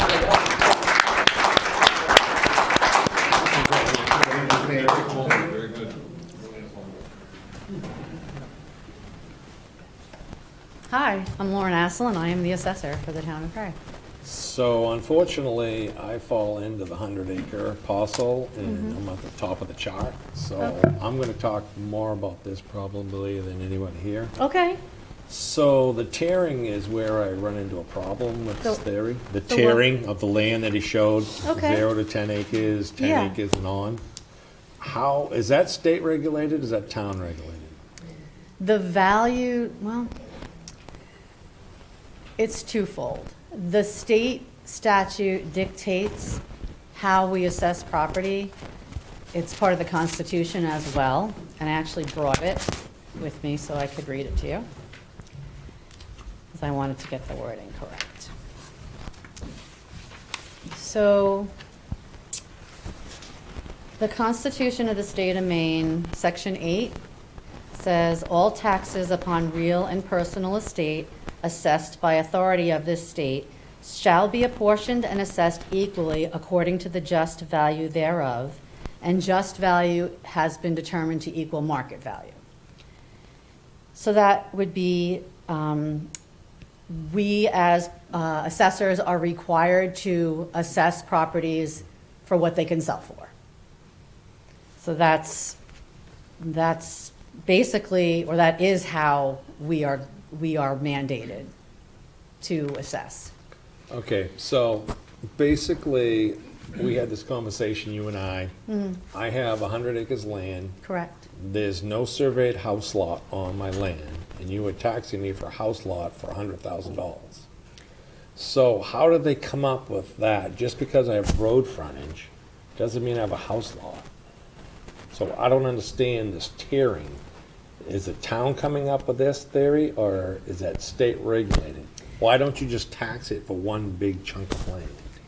It is actually governed by statute and regulation that properties are assessed as highest and best use. So every vacant parcel, their highest and best use would be a house lot, and then the rest of the acreage as rear land. So if you were going to sell that lot, the person who buys it would likely buy it as a house lot with rear land. That's the historical sales indicator. Well, correct. And if I had a surveyed out house lot, I can understand being taxed for a house lot. But as one big chunk of land, like Adam says, to tear it out, the way they're setting it up, I don't see how that can be a fair way to assess a chunk of vacant land. That's the highest and best use indicator. So that would be the highest and best use. So anybody who has a vacant parcel of land that has road access is assessed with a house lot at minimum lot size for that zone, and then the rest is rear land. And we are treating everybody in town the same way. Okay, but you didn't answer my question. Is that a town statute, or is that from the state dictating that you have to charge this? It's not statute driven, it's the highest and best use. That is actually a state, I don't know how to explain it. I know what you're asking. The state does not mandate that we assess a certain way. That is up to the assessor. The equitable portion of it, where we are mandated by the Constitution to assess equitably between property owners, we can decide to assess where every vacant lot is a house lot if it has road frontage, which is what we do, which is common in the assessing profession. Okay. It's not a town town rule. It's not a state statute. That is the way historically we, as assessors, have interpreted highest and best use and implemented it. Okay, so could you change that if you had to, if everybody complained who owned land? I would not. I would not change it. I could, but I would not, because my responsibility is to assess at highest and best use, and that is the highest and best use. Okay, but as Adam said, is basically what you're doing is you're gonna tax people out of their land to force them to sell. Like myself, I don't wanna sell my land. For one, I have no place to ride my four-wheeler. Secondly, there isn't enough trees on it, like you said, to cut enough land to pay $5,000 a year for a vacant lot. And you're gonna run out of trees, or before I die, hopefully. But the process needs to be changed. That would be through your legislature, because they're the ones that make the laws. They're the ones that would control how things are taxed. So if they wanted to change the law to say that assessors have to assess a certain way, then they could do that. But as far as how the equity portion of it works, your lot and the other lot owners, if it's a vacant lot, when it sells, the sales price indicates that the house lot and then the rear land is how it's being sold. On the flip side, if I changed it to where we didn't assess a house lot on vacant parcels, your tax assessment would still be the same, because the sales price would still reflect, say, $500,000. So if your sales price could be $500,000, that's what your assessment is going to be, regardless of whether I do a house lot and rear land or just land. It's still going to be what the market calls for. So it doesn't matter whether I take the house lot away or not. You're still going to have the same assessment. Okay. Does that make sense? I mean, you may not agree with it, but does that make sense? I understand what you're saying. Okay. I was just trying to ask if it's state regulated or it's not state regulated. The thing that's state regulated is whether we are equitable between different types of property, and if we are at market value. Okay, that's all I wanted to know. Yes. All right, thank you. You're welcome. Go ahead, please, Ann. Yeah, so thank you very much for this presentation. I mean, the Open Space Committee really appreciated it, and I'm so glad that you continue with the analysis and are here tonight. I mean, I guess one question, sort of piggybacking on the last series of questions between Ken and Lauren, do you have plans to go before, say, the state and local government committee, or I don't know what the appropriate committee would be at the legislative level, but it does seem like it may need a state legislature fix at some point. I don't personally have plans. There is a committee that was just formed by state statute to look at the entire taxation system in Maine. Okay. I don't exactly remember the full name of it, but they have met several. Have you seen? Yeah. They have met several times, and their preliminary report was due in January, and they did submit their preliminary report. They will have to meet again. It's a long process, but that was something that a lot of people wanted because the feedback that municipalities have been getting from the residents due to the most recent equalizations, revaluations that's happening statewide because of the market, they wanted to at least have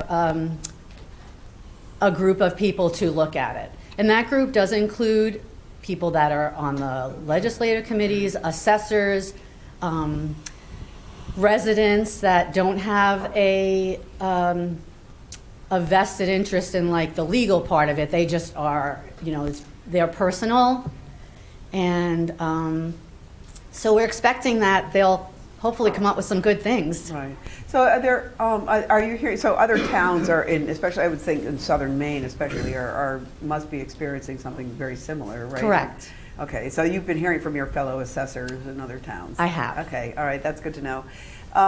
And I guess this is maybe a question more for Adam and for Bob. Did you follow up with North Yarmouth and their? I mean, when did they last do some sort of rebalancing or equalization? And would that have, if they did one, say this year, would you see sort of equivalent bumps in their valuation of those larger parcels? Right, so North Yarmouth, they're at 66%. I don't know when the last time they did a full reval or an equalization was. What would happen is if they implemented either process, a full reval and equalization, if they implemented that, say, this year, the 66% is an average. So you may see properties that go up 500%, you may see some that go up 200%. The 66% isn't across the board, which I think is important to remember.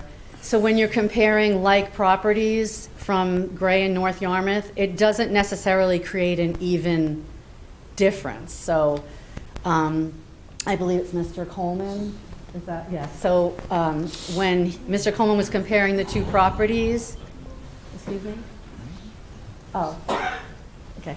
When Mr. Coleman was comparing the two properties, one in North Yarmouth and one in Gray, just because North Yarmouth is at 66% doesn't mean that the exact difference between those two values will be 66% different if they were to implement a reval.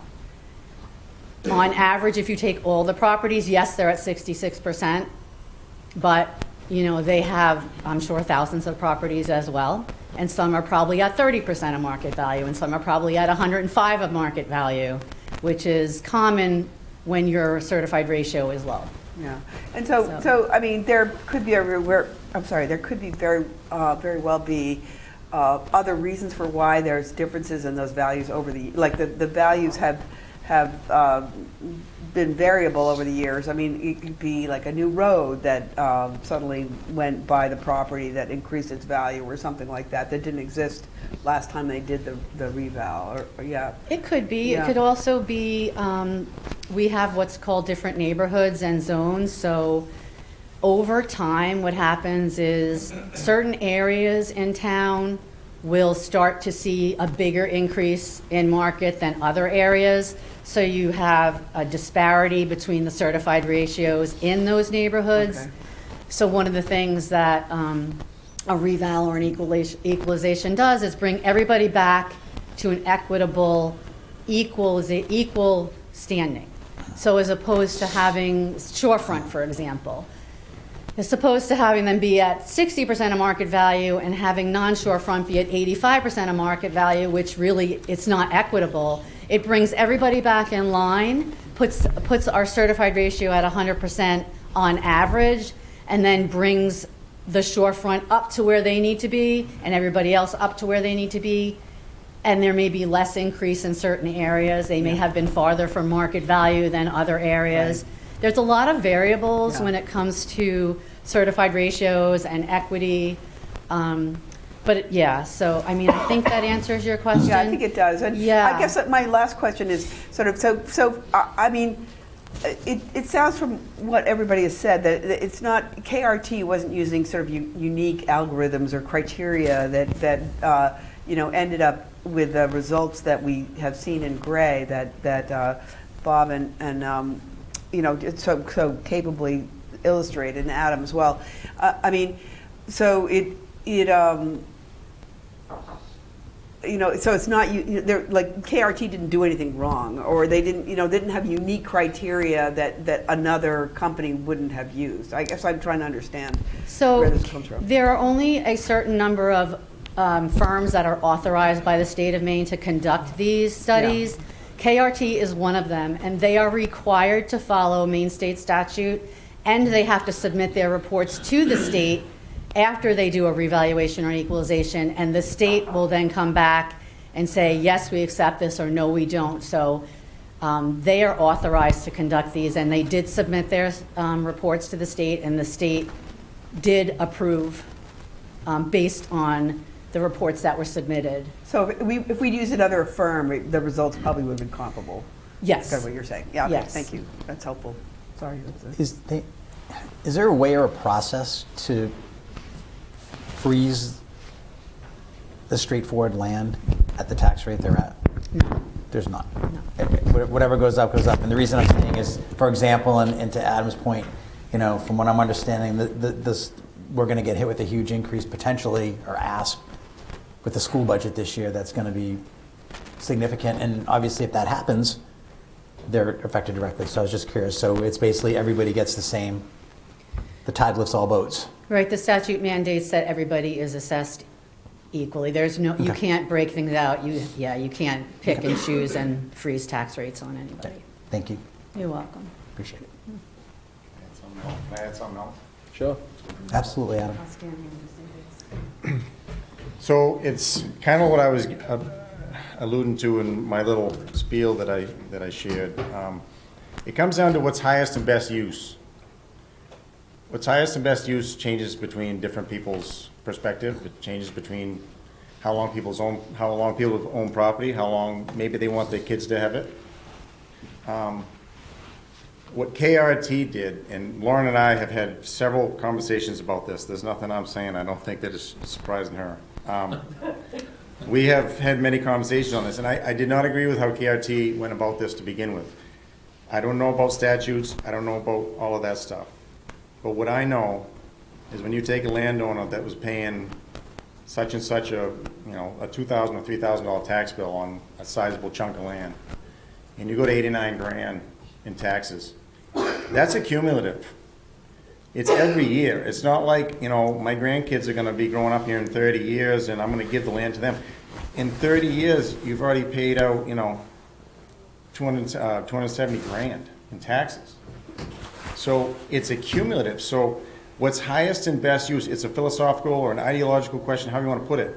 For me, keeping this land in people's hands that have had it for years is the safest way to keep it if you're trying to curb development or if you're trying to just maintain some sort of natural lands. I don't think KRT looked at it that way. I think they looked at it, highest and best use is housing. Well, not everybody who's got 100 acres wants to sell it to a developer. They don't want it for housing. They're trying to keep it. So that's the angle I'm trying to illustrate to everybody here, is it's not always about the money. Some people are just trying to hang on to their land for their family or for their occupation. That's me. If you're haying fields, that's the farmer. If you're cutting trees, you're the timber harvester. These costs and these values are going to change that across the board. And it may, I'm sure it's happening in other towns, but the state of Maine right now, especially with the laws that are coming at us, need to take a look at this, because this is a little hidden gremlin that's going to come out and rear its ugly head. We're going to see it here. Because this isn't gonna happen this year, it's gonna be in 4 or 5 years, when people have cut the trees. They can't afford the taxes. They say, hey, let's call up such and such custom homes, let's put in the subdivision. That costs all of us. Leaving it the way it is and helping these people keep their land keeps it the way it is. It doesn't cost us anything. So that's, like I said, that's my philosophy. That's, that's 80 years of background with my family that's supporting that. So I just wanted to add that. And if I could just add, I just want to echo that. This highest and best use is the challenge.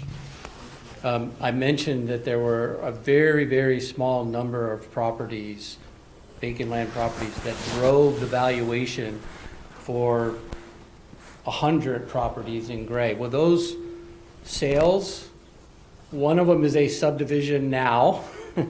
It was bought by a developer and immediately was developed into a subdivision. That is the highest and best use. By definition, that's the best, most highest value you could do with a piece of land, is turn it into a subdivision. That's not controversial.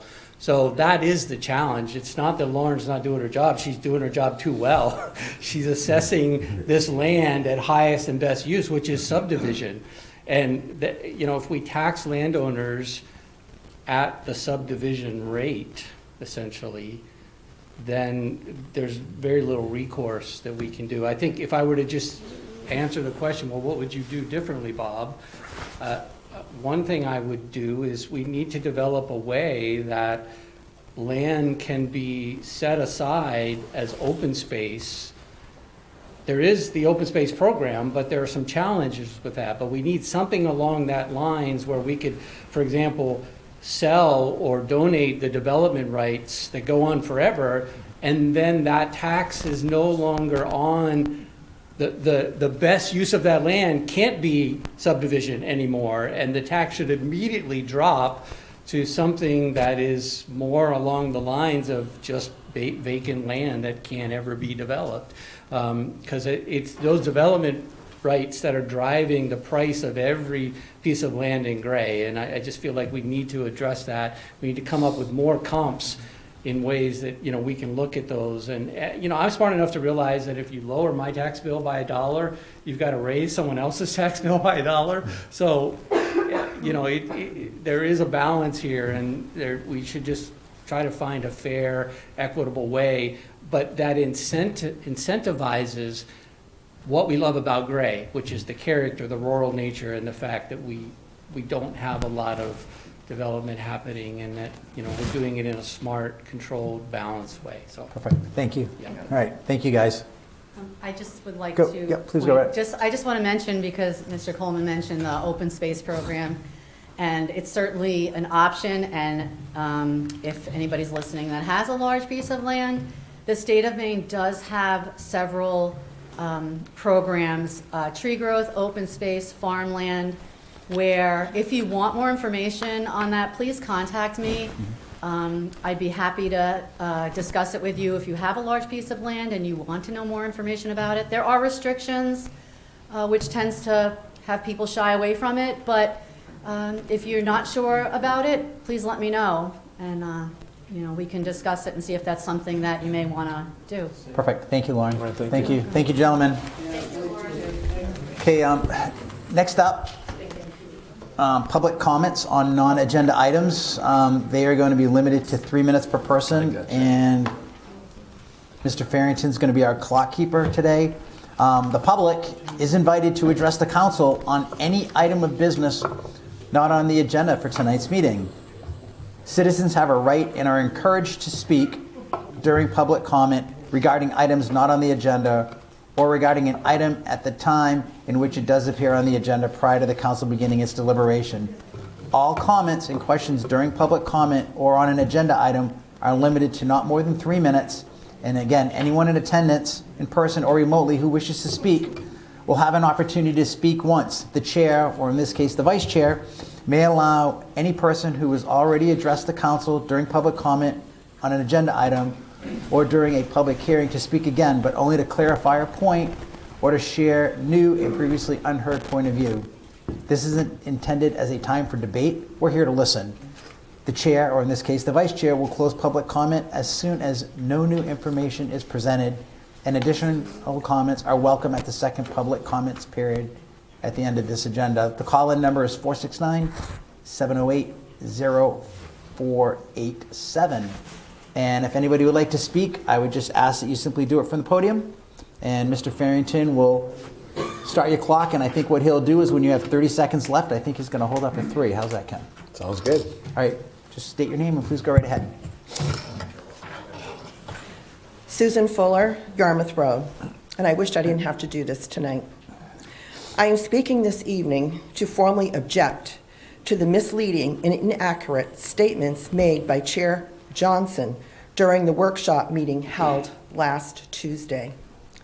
The town council had made a decision as they selected 2 members for the school cost-sharing committee, which was their only duty, and they all moved on, with the exception of Chair Johnson, who was not happy with the outcome as it didn't go his way.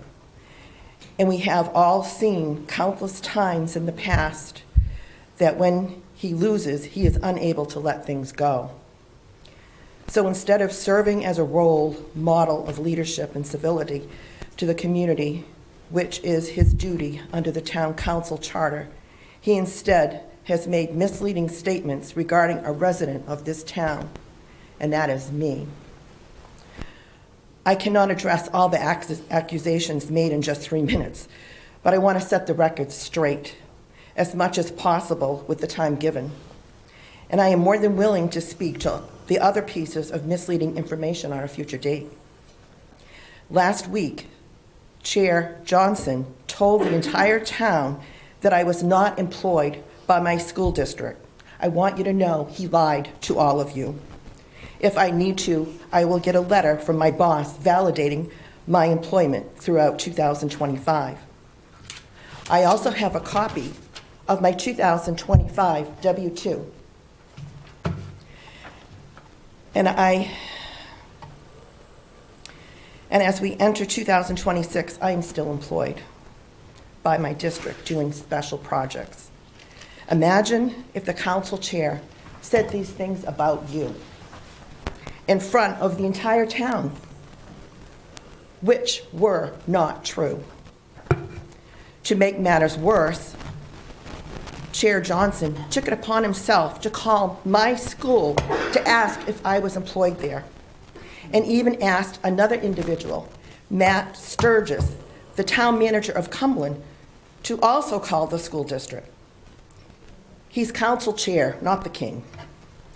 Some residents had also emailed the town council along with Chair Johnson regarding his comments towards me. And he responded with, "Thank you for your email."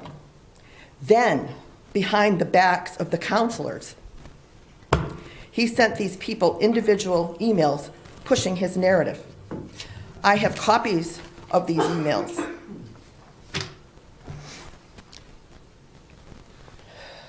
Then, behind the backs of the councils, he sent these people individual emails pushing his narrative. I have copies of the emails in my hand. It has become clear that the town cannot trust Chair Johnson, nor can his fellow councilors. So, I'm sorry, but your time's up for now. One more line. All right. If these items we know about, these are the items we know about, only one can only imagine what he may be doing that we don't know about. He has betrayed the trust of this community and his fellow councilors and is not fit to lead, in my opinion. Thank you. Thank you, Susan.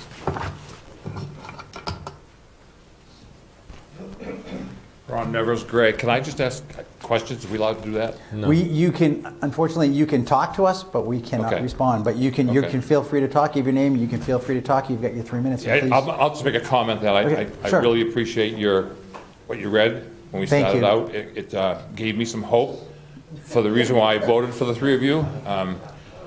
My question would be, where's Mike tonight? I don't know where, he was here before, where is he? And I'm interested to know that, if anybody can tell me. I think he was ill, I believe. Thank you. Anybody else like to come up?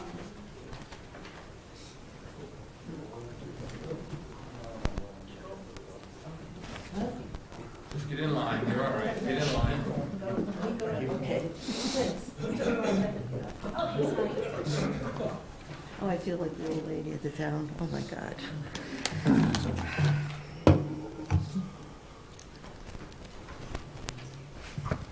Hi, I'm Fran Monroe, and again, I'm not happy of being here tonight, but I did appear to you on August 21st at 25. I came before the council listing all the violations of our council rules. Chairman Mike Johnson did. At that time, the Great Town Council did not take any action. I found that to be very frustrating. Besides breaking the council rules, he now has violated the town charter. You would think that the chair would have tried to make amends, and out of respect for the townspeople, he would make every effort to run an objective and organized council meeting. Just the opposite. At the last council workshop, the chair disclosed he was working for a year with the town clerk cataloging some codes. In the town's great charter, section 4, emulation of powers and duties, deal with administrative service, stating that neither the council nor any member thereof shall give orders to any subordinates of the town manager, either publicly or privately. The chair ignored this law. Not a rule, a law. To make it clearer, Section 12 of the Charter more specifically states that the chairperson shall have no regular administrative duties. Next, the chair was totally out of order when he handed out ordinances to the councilors, which gave the illusion that a teacher handing out homework to the students. This is an ordinance committee that should be, there is an ordinance committee that should be doing the work. To me, this was a demeaning act. In my opinion, the most egregious act the chair committed was when he defamed a good person's name without any written proof of his accusations, but instead used a she said, he said argument to attack Sue Fuller, a person who has found an alternative method of fairness in tax allocation for school funding. First of all, he was out of order to speak on a non-agenda item at the workshop meeting. Secondly, he was not satisfied in besmirching Sue at the meeting, but then called around to other managers and superintendents of other school districts. Why? That was an unfair act. I truly respect Sue's knowledge of finances and common sense approach to matters. She's a hardworking, dedicated, and caring citizen of the town of Gray. She did not deserve the lies and misrepresentation of her character. The chair needs to apologize and retract all he said about her at the workshop. Mike Johnson, as chair of the town council, you need to voluntarily step down as chair. The town of Gray needs good governance. You need to do this out of respect for the townspeople. If the chair does not step down, the council needs to call an emergency meeting to have him remove this chair. Fran Monroe.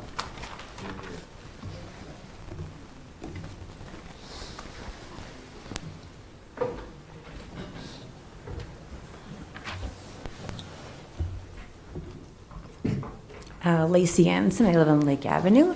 I'm here with some good news, so it's not scary. Maybe some of you have gone to Maine Outdoor Film Festival. Anyone? Okay. So if you haven't, you really should. So I finally went last year to 2 of their events, one in Portland and one in Hackers Hill. So what they do is they get films from across the country, across the world, and they're all outdoor themed films. Some are conservation, some are groups of women doing a special sport, some are with disabilities, but everything is outdoor, uplifting. I feel it's that rural character that we're talking about that we love about Gray. So I said, why can't we bring MOFF, Maine Outdoor Film Festival, to Gray? And guess what, we can. And in case I'm cut off short, I'd like to propose that we invite them to set up on the field on August 11th. It's already reserved in their paper. I have all the details of how it works out, but basically it's movie night. The people that come are typically adults or older adults or a bunch of people coming as a group. It's not a kid thing. It's not a teenage hangout thing. There's no food. There's no alcohol. There's no anything like that. It's just bring your chairs, watch a really cool set of movies, and I will tell you the details later if there's interest. But when I did the Blueberry Festival, not saying anything about that, but I first went to the town manager, who then told me to go to the town council. So 2 birds, 1 stone, to say that I'd like to invite MOF, Maine Outdoor Film Festival, to have their films showed at our property here on Tuesday, August 11th. There's a small fee, but it's inconsequential, and that's all I have to say. It's good news. Great. Could you, possible just to send us the information? That'd be great. Yeah. Thank you. Appreciate your time. Would anybody else like to come up to speak? Step up to the podium, please. Now, Adam, now I know where you're hogging Bob. Stop hogging Bob. You need him on the finance committee. Yeah. So I wanted to say I can't believe how important that is about the land, and there's got to be a solution to that. That's so scary to know that the town of Gray is in trouble for that, because it will come back and bite us all in the next 5 years. So I think that you probably for every problem there is a solution. So you got to find a solution. I'm sorry. Judy Simino. So I'm here tonight to respectfully ask the Chair Mike Johnson to step down from his position as chair of the town council. Concerns have been raised about violations of our town charter, specifically Section 4 and Section 12. Since Chair Johnson has taken the chair position, Fran Monroe wrote a letter in August to the town council about the violations of the town charter during previous meetings, and things have not improved. I do appreciate your talking tonight, Vinnie, about the process again. It's very enlightening, like he said, it's like, oh, there's hope for us. So, so the chair has since told citizens to stop. So what has happened is the Chair Johnson has told citizens to stop talking during their public comment. He has walked out on speakers. He has called me and others liars while we were speaking. He made a public comment regarding me in December at the meeting when I was elected to the school's cost-sharing committee, that it was a shame that I got elected. And that is in violation of Section 4 and Section 12 of the Charter, which states the chair cannot use his position for personal commentary and for non-regular administrative duties. The fact that the school cost-sharing got brought up during a workshop and not even on the agenda was in violation of Section 12, which states the chair cannot use non-agenda items in ways to overstep, and that he shall have no regular administrative duties. It is not the chair's job to update the public on the cost-sharing committee. Not only involvement it had, only involvement that it had was electing 2 officials, and then the chair has no more involvement, like you said, Ken, that you guys don't have to do anything else with that. It's going to go to the ballot. In June, hopefully we can move this forward. I was elected on the committee, and I'm sorry to say that Sue Fuller was not elected, and I think it was wrong that she was not elected. She put in a lot of the work. For the superintendents, Shanda Turner and Chair Johnson, to reach out to Sue Fuller's employer because she had sent an email out to the DOE from her work email. They thought that she was conspiring or something, which was not true. Sue Fuller is one of the most honest people and hardworking, and she has done so much for this cost-sharing this petition, which is going to help the town lower the taxes, which will help you folks as well, because we are overpaying. So he also contacted folks that had written on Sue's behalf, and he's reached out to them trying to defame her. So she's not even on the committee. And I think she should have been. Sue had nothing to do with the facilitator backing out. So our facilitator supposedly has backed out from the cost-sharing committee now that it's been formed. And they are blaming, Shanda and Johnson seem to be blaming Sue Fuller for that. And Sue Fuller has never even spoken with the facilitator. And so she has been thrown under the bus and run over. So the facilitator did not back out because of her. We don't know why the facilitator backed out, but we do not have a facilitator for the cost-sharing committee, which is really sad. We want that thing on the ballot for June to lower our taxes. So I believe the best way to move forward for the council to restore trust and hear the rules for the Johnson is to step down. I'm asking for him. I'm urging Chair Johnson to consider this request in the spirit of good governance and utter respect for the townspeople. Thank you.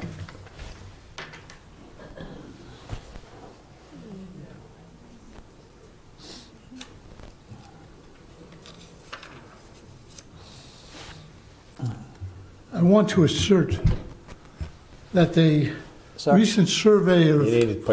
I'm sorry, could you just state your name? Davis Folger. Thank you, sir. Go right ahead. Mayberry. The floor is yours.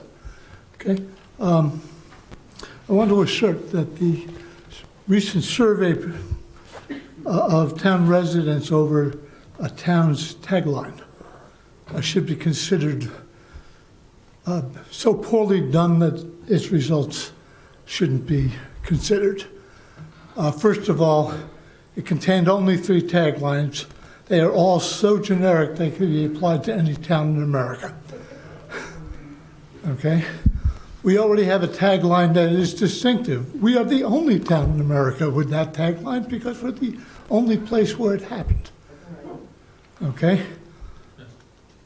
The survey does not give people an opportunity to say, keep the old tagline. Okay? I think without that, it's null and void. Okay? Second issue, I know that we're doing a big town improvement thing. Have we addressed DOT about participating in that by turning our horrible intersection into a circle? We can't comment on that. Maybe we'll have a little discussion at the end on that a little bit further. We can only listen right now. It's not but keep going. questions and answers. Yeah, so- but keep I'm going. sorry? It's not, this isn't question and answers, I'm just keep. Oh, I'm sorry. I wasn't No, it's okay. So keep- wasn't keep- expecting an answer. No, I was keep going. expecting All right, that to be well. taken as a All right, suggestion. okay, all right. Okay? DOT obviously has an interest in making a dangerous intersection a safe intersection. It would be far less expensive than the bridge in Brunswick, although I agree it was needed. But it's a dangerous intersection. They need to buy up some buildings to turn it into a circle. And we know which ones can't be done, which is the Historical Society. But we really should be looking at as a top priority for town improvement. Okay? All right, Thank you, sir. Would anyone else like to come up to speak?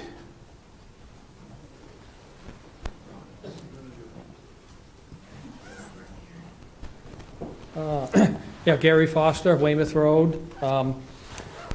I wish Mike were here tonight, Chair Johnson, but years ago, I sat in the chair, so I know what it is like and what it entails. And I recall one meeting, he was concerned about social media comments that he found offensive and proposed censoring them somehow. If anybody recalls when I was chair, Mike has no idea what it's like to be under attack 24 hours a day, 7 days a week. But as chair, you just deal with it, brush it off, and keep going. But you must treat everyone with the respect that they deserve. And Mike has consistently failed in that respect, unfortunately. I would hope he did a better job. And the chair has no more authority than any of the other councilors. He may have a few more responsibilities, but he has absolutely no more authority. So that's what I have to say. All right, thank you. Thank you, Gary. Would anybody else like to come up to speak? Yeah, go ahead, Dan. Absolutely, come on up.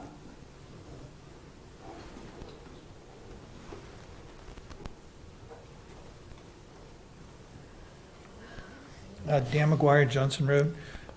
Just want to encourage Bob and Adam to make the same presentation at the school board, if they can make time for that, because I think it's critical that the school board begin to understand whether they care or not. It's an issue, another issue. They still should be presented with the information. The mill rate, the town's portion of the mill rate on the last tax bill was $3.22. You can wring the town dry, you can close the town, and you are not going to stop your taxes from going up. We've talked about this for years and years, so I would really encourage you guys to see if you can get some time with them to share that information with them. The other thing is, I haven't been tuned in to all that's been going on lately, but I think in front of you that there's a sheet protector and a piece of paper right there on the dais. Is there? Do you see it? To your left. No? Behind your laptop. Yes. Yeah. Each and every one of you has the responsibility to hold each and every other one of you to task for what you do and what you say. I'm glad to hear that what you're doing tonight is resetting and implementing the rules that we followed for years. It doesn't just take the chair or the vice chair. Any of you can implement those rules that are right there, that have been given to everybody in the past. And if you need another copy of them, let me know, because I've got it. Thank you. Great. Thank you. Thank you, Dan. Would anybody else like to come up to speak? All right, so let's say one thing. Well, maybe three. Okay, but Pam Edson, 95 Yarmouth Road. First of all, I just want to tell you guys that we are so fortunate, because I was actually talking to somebody at work today about how the state of Maine has assessing is not like a big job that everybody wants to go into, and I was trying to encourage this guy to get his son to go be a CPA or go into assessing. But our assessor, she's not like a wishy-washy flake. You know, we have one of the best assessors, and I'm telling you, I worked with her for 6 years, and she is the real deal. And I've listened to her have conversations with people, and she treats people with the utmost respect, and I could appreciate that Adam today said she's worked with him, because I've seen it time and time again. She's got a job to do. I'm a taxpayer, and I want her doing her job. Do I think that there's something that they maybe can fix here? It's very possible. In the meantime, I just want to say, Vinny, I really appreciated what you said tonight, because, you know, I like to make audible groans from the audience, as you know. And when the meeting before last, when actually Sue Fuller got up to read during public comments about wanting to be on the cost-sharing committee, and Ann had said to her, this isn't the time to talk, Sue, you need to wait until later on, because that item is on the agenda. But when we came to that item on the agenda, we were told we couldn't talk. And actually, Mr. Foster had wanted to talk at that point. And so I just want to reiterate that it's really hard to sit still when you know that you can talk and you're told you can't talk. Really hard for me. And I just want to say again that as much work that's gone into this cost-sharing thing, and we all know how this all started. I'm just going to say every one of you up there know. And it's no secret how, you know, who got their hands in this pot to get it all messed up. I don't even need to say it. But it's so disappointing, because it was such a simple thing, such a simple process to pick two people to be on this cost-sharing committee, and we have voted, like I said, 1, 2, 3, 4, 5 for your favorite ice cream flavor, to the one in the middle of the storm on Teams. And I just hope going forward that we can do better at getting things right, because they deserve it after working hard, and they're doing something on the behalf of us taxpayers. And I just hope you guys can know that you need to do something, and that everything that goes on in that dais up there reflects on all of you. And it's the truth. So do the hard stuff.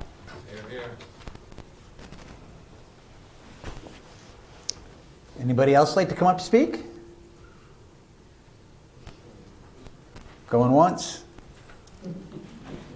Twice? Okay. We're going to close public comments. Thank you very much, everyone. Now we're going to get on to new business, which is Resolve 2526-30, which is the American Legion Tribute Banners Program.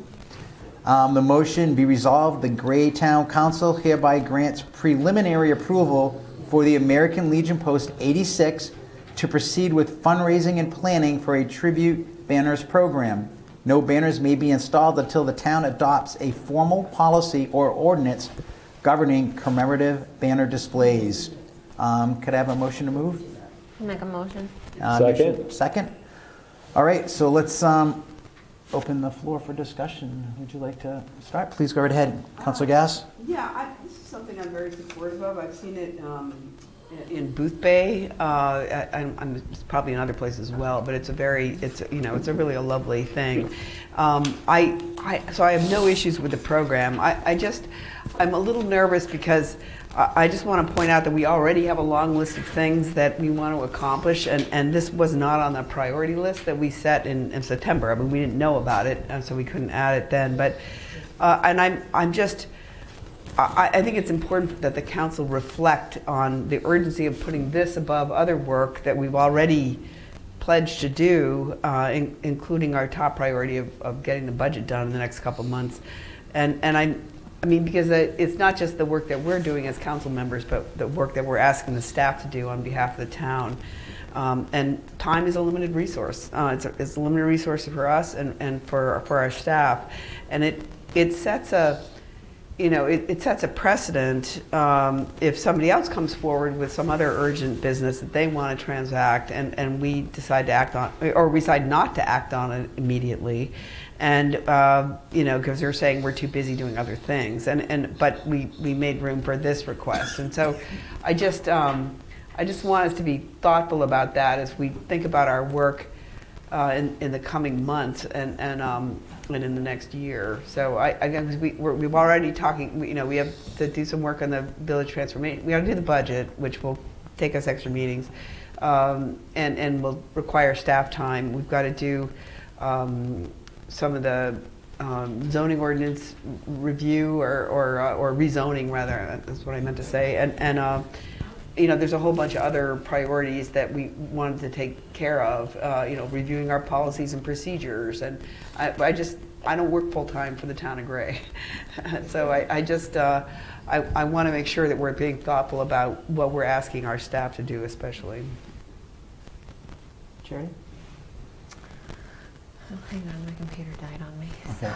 How about this? I can pass over to Council Farrington. I think they already got flags on the roads already. I don't really know if we need anything else on top of the flags, which is what they're proposing. So I think we should just kind of maybe table this until we figure this out. I mean, this is new to me, so this proposal, I don't really know. There was the placement of the flags relative to, yes, or the banners. I just read it, yeah, so they want to put them above the flags. Yeah. So I have no sense of how much work this is myself. Right, So. I was going to say, how much? Yeah, Britt's going to come up. Oh, okay, thank you. I guess my thing. I'll let Britt speak first, and we'll go from there. Thank you, Britt. So this is obviously here because we don't have a formal policy or ordinance that addresses anything for use of town poles, right-of-ways, or applications, banner design, safety, or anything like that. We do have members of the Legion here who can help answer some of the questions that you may have. But really, we're here to see if this is something that the council would like to entertain before drafting a formal policy or ordinance. If we are to go the route of policy, we can certainly wrap it into our current banner policy, and we are already working on adopting temporary signs in that as well. So it would be additional work, but it is work that we are currently working on. Okay. I would love to let these gentlemen come up, considering I was somebody who played Legion baseball before I went to college to play ball. So.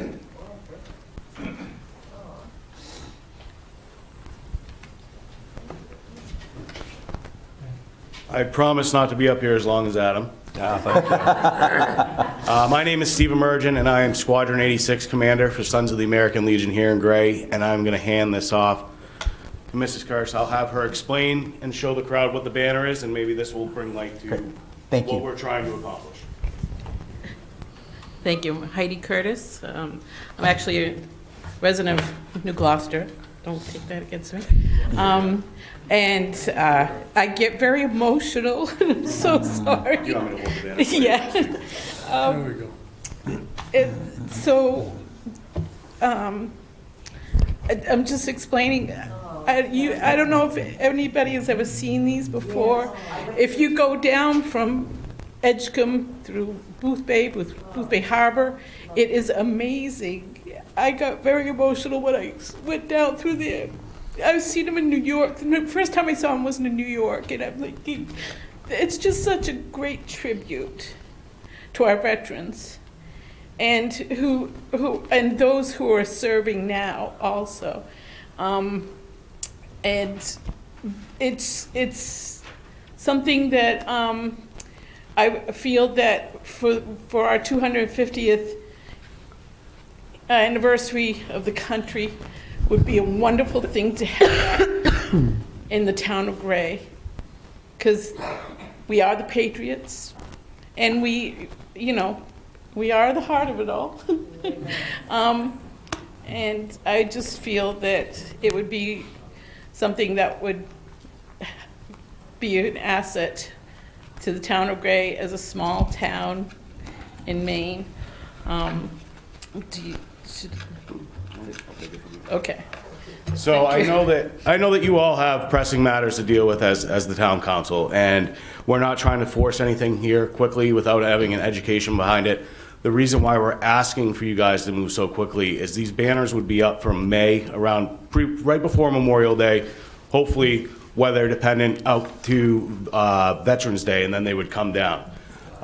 Speaking like Adam did earlier, I'm a lifelong resident of this town. This town has certain characteristics that sets it apart from many of the small towns here in southern Maine. And one of the biggest characteristics that sets this town apart from every other town are the 5 days a year that we have those American flags out, up the old 26, down to the plaza, up past the Legion, Brown Street, and Yarmouth Street. When you're a child, you come up and you see all those flags, you remember, I do, I have those core memories of coming up past the Water District from Fairview Ave into town on 4th of July, heading to Portland to my family's house, and seeing all the American flags and feeling that patriotism, knowing that it's a very special day, and our town takes pride in celebrating those 5 days a year that we have those flags out. And why we stand here before you is we're asking for the exemption of the violation of the flag code that states no other flag should be higher than the American flag or pennant. It says nothing in the flag code about banners. Driving around town, the town of Gray has 17 banners up on the telephone poles and light poles in this town, 7 of which are on telephone poles that we put our American flags below. So I don't see an issue with us putting these banners up to honor the veterans of this town. The names that are etched in that memorial down in the center, the names of all the relatives of this generational family and all the other generational families sitting here before us that served our nation and defended our way of life. And that's why we're up here asking for your permission to do this so that we can get these up before Memorial Day and celebrate the 250th anniversary of our great country.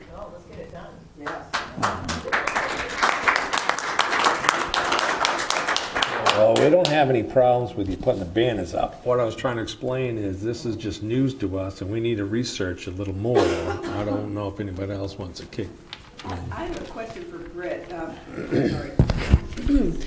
Can you just, so this would require changes to the ordinance that would need to come back to the council for approval? I just wanted to make sure that I understand this. We already have the sign ordinance, and we have a banner policy.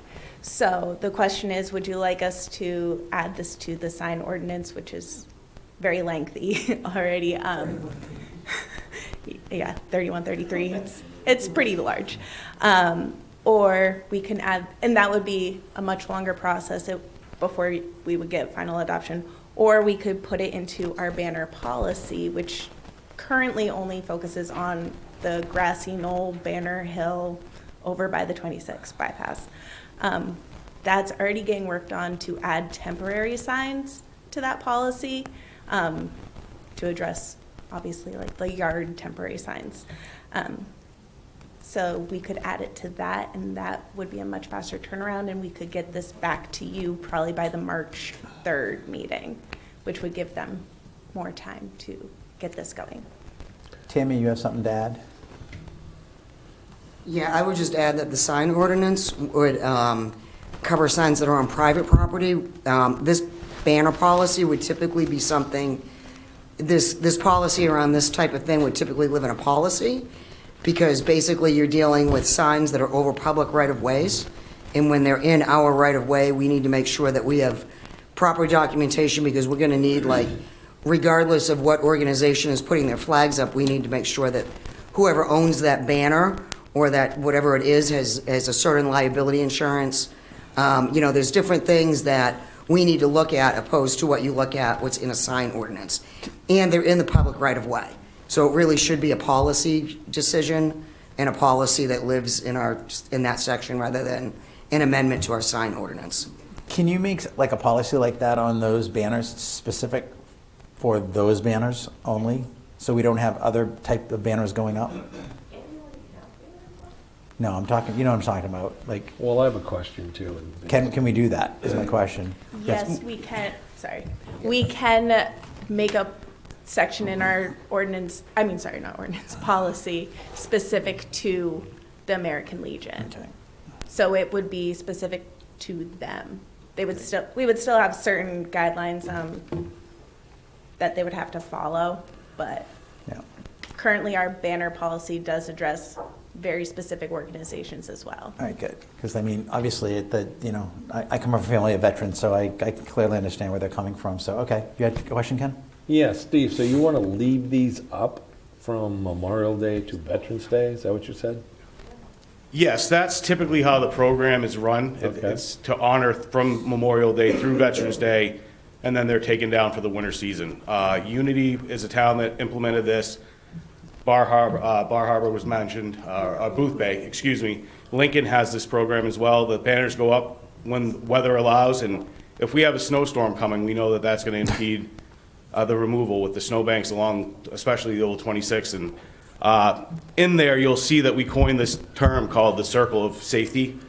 They wouldn't be allowed from the double lanes in front of Fiddlehead into the center, from B&R Dairy Bar up the hill into the center, from the curve here at Colley Hill around the corner. There would not be any on Brown Street or Yarmouth Road.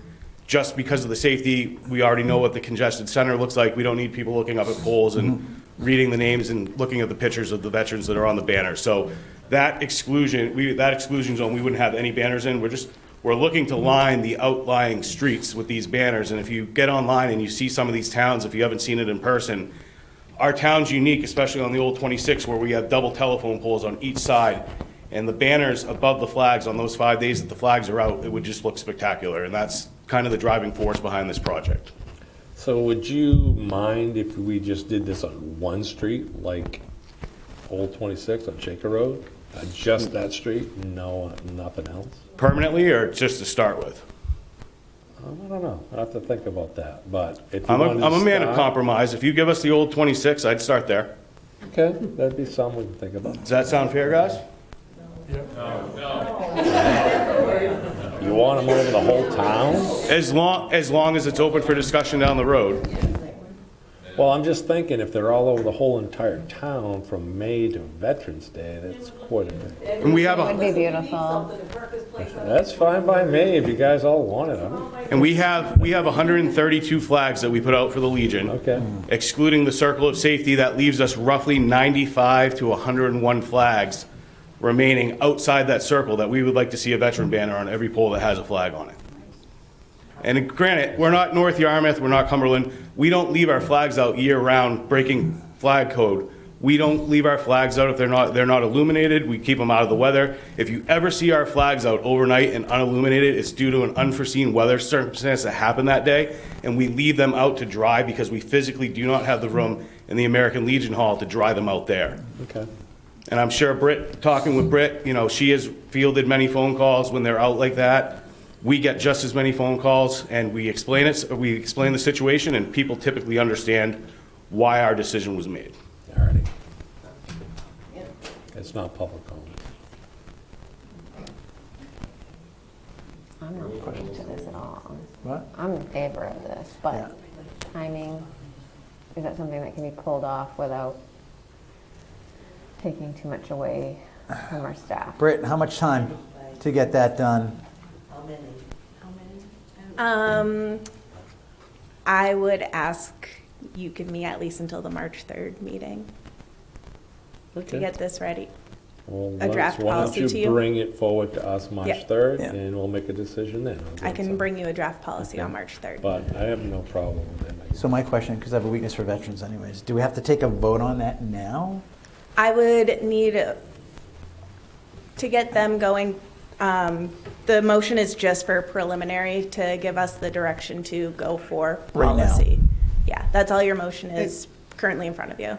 Can I just make a comment? I mean, I understand your urgency this year, it being the semi-quincentennial, and also your desire to have them up, from Memorial Day to Veterans Day. But in this year, I mean, given everything else on our plate, if it needs to slide to April before you get us back the draft, I'm certainly okay with that. And I guess I'm just asking for your willingness to work with us on that, recognizing our staff, we've tasked our staff with a lot of other work. So if it means that you don't get them up till June or July at the worst case scenario, then they're still up this year, but and they could be up in future years. But I mean, we just this is not unique to this council. I mean, I've been on the council for a number of years now. We're always wrestling with this, great ideas that come up, and whether we.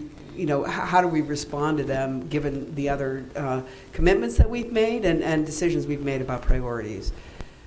So but again, I mean, I've seen them in Booth Bay. They're lovely. I think they're a great idea, and I do think it's something we should do. I can understand that you have a lot tasked before you. I mean, as we're sitting here, I see 3 people shaking their head, and I understand that you're concerned with the time frame as we are. Not only do we have to have these up for Memorial Day, because this year, again, is the 250th anniversary of our country. Our Memorial Day parade that we put on every single year is focusing on that, being the tail end and culminating with the senior class doing a commemorative float celebrating the 250th anniversary. And I'd love to see these banners up in honor of that day and to honor that day in that time frame. In order to have them erected and put up on the poles by that time frame, we need now to start notifying the families, because this is not something that's coming out of the pocket of the American Legion. Each relative of the veteran that they wish to honor is going to be purchasing these banners. It's an out-of-pocket cost to each individual. And if we do not start the motion and get the ball rolling with this matter now and allow people to purchase these banners in time for us to have them up in that time frame, we're not going to have it up, and we're going to miss that window. Okay, so my question to you, Britt, is going to be this. We can take a vote right now. Yes. And they know what's happening, they can get the ball rolling. The reality is it needs to get up in May. As long as you really had it by April and we voted it, it would be in place because it's 30 days, May 1st, and we're good to go, right? So with the policy, yeah. Okay, well, beautiful, let's take a vote. Council Farrington? Well, you need a motion. We make a motion? Motion, we seconded it, and Okay. so all those in favor? Yeah, all those in favor? Thank you. All those opposed? Thank you guys very much. Thank you for your service. I didn't serve, my grandfather did. Thank you, though. I serve. Thank you. Thank you. Thank you very much. My husband, my nephew, my sons, my grandfather, my father. You're welcome. Go. Fantastic. All right. Come out of the way. Can you maybe establish some order in this? Oh, yeah. Can we quiet down a little bit, folks, so we can get on to the next item? All right, next item on the agenda is Resolve 2526-31, Gray Youth Advisory Committee Proposal. The motion be resolved that the Gray Town Council hereby establishes the Gray Youth Advisory Committee as a standing advisory body to the council for the purpose of strengthening youth engagement, cultivating civic leadership, and providing structured opportunities for young residents to contribute to the municipal decision-making. Moved by motion? I'll make a motion. Second? All right, and second. Okay, let's open the floor for discussion. Councilor Farrington? I'm going to read it, so stop that. Do you want, I don't know if Kyle wants to come up to the podium in case we have questions for him.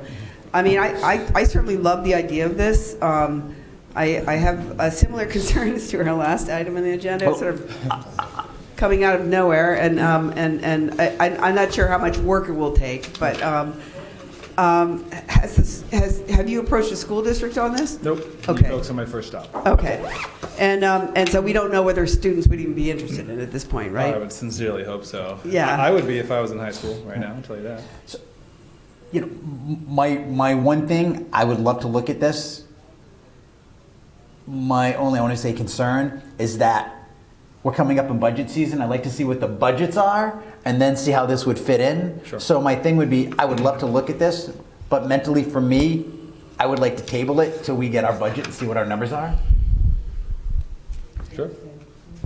And just so you know, it's designed to be a low-cost endeavor in terms of, especially in terms of the impact it could have. That's kind of the genesis of this idea was a presentation I saw at one of the Maine Municipal Association conventions last year, specifically about youth involvement. And I was like, why doesn't Gray have one of these? So figured I would put it forward. This is great. Yeah, and see if you folks like it, and it could wait until later. It could happen now, or I'm just bringing it to you. It's a great idea. That is Do you, great. do you have, are there other, it seems like you would need at least a couple more adults to help out with this, right? I mean, because first of all, I just want to say you did a great job of thinking through all the different components and all the facets of it, and I really appreciate that thorough presentation. Thank you. One of the things I saw was that you were, for safety purposes, I think is a good idea, wanted 2 adults in the room, with it, and I think, but so, I mean, who would those adults be? I mean, could it be school personnel or parents or? Could be. So I envision a staff advisor, and I'll do it. I'll volunteer myself. There could be a council liaison as well to help bridge that connection between the two bodies. But certainly, I would not be opposed to if there was an interested parent who wanted to observe and maybe learn a few things themselves about local government. They can do that too. Yeah, that's a good idea. So what do you think, sort of maybe revisiting this in May or something like that? I think that would be great. I guess what I'd say at this time, and we can leave an open date, would I like to make a motion to table? I'll motion to table this. I'll second. All in favor? Great, thank you very much. Thanks, Kyle. The next item up is Resolve 2526-32, which is EcoMaine Board of Director appointment. Motion be resolved that the Gray Town Council hereby approves the Public Works Director, Tim Estes, appointee to the EcoMaine Board of Directors. Do I have a motion? I'll make a motion. Second. Open the floor for discussion. I think it's a good idea. Tim's a great guy, and I think he'll do a good job. No, I don't have any problem with this. All right, beautiful. Let's see. Let's take a vote. All in favor? All opposed? All right, 4 yeas have it.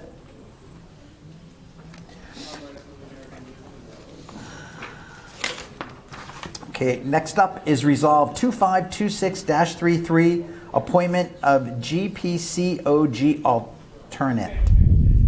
Motion, be resolved, the Gray Town Council hereby appoints Denise Clavette to serve as Town of Gray's alternate delegate to the Greater Portland Council of Government General Assembly for the 2026 term. Do I have a motion? I make a motion. In seconds, let's open the floor for discussion. I think Denise is a great person. I think she'll do a great job also. I'm not in disagreement. I think you're the right person for the position. Fantastic. All right, let's take a vote. All in favor? All opposed? All right, 4 yeas have it.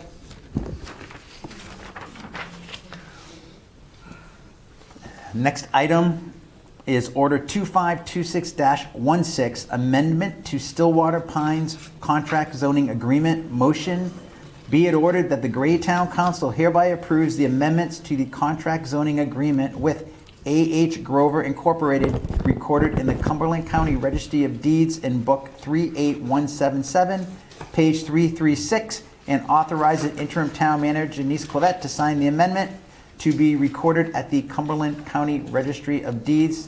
Do I have a motion? Motion. And first, Councilor Farrington second. All right, let's open the floor for discussion on this one, which I need to open. Well, you're on the Kristen, do you have planning stuff you board, want to say? So you want to start this? Do you- Oh, Kristen, go Here to ahead. answer questions, or if you want me to present. There you are. All There's right. the person I want to hear from right there. Go right ahead. Fair enough. Kristen Musinski, Town Planner. This item before you tonight is an amendment to the contract zoning agreement that was made with developer Ben Grover back in 2021 by that council. At that time, we ran into significant delays with Maine DEP for that project. They were backed up for over a year with approving things, so the deadline is out of date. So the proposal is to update that deadline in the formal agreement, and to also update some of the conduit sizes. There were very specific sizes about some of the conduit for electrical and communications and so on that apparently are too small for CMP, so it's housekeeping stuff. And the other piece is to give authority to the code enforcement officer going forward should we run into any more of these little technical details that need to be dealt with, so we don't actually have to go back to the town attorney and redo the actual legal agreement every single time. So we're coming up very close to the end of this whole project anyway, but this will formalize the changes that we're making for the record going forward, to, you know, avoid any legal issues or questions in the future as well. Okay. So obviously you're in full support of this. Yes, we've worked with the developer and our town attorney to review this language and make sure it's all in order. I can certainly give the board a full update on the project as a whole at some point if you'd like. Or tonight, whatever works for you. But as far as the actual legal language of the agreement and updating that, those are the three changes. Okay, question?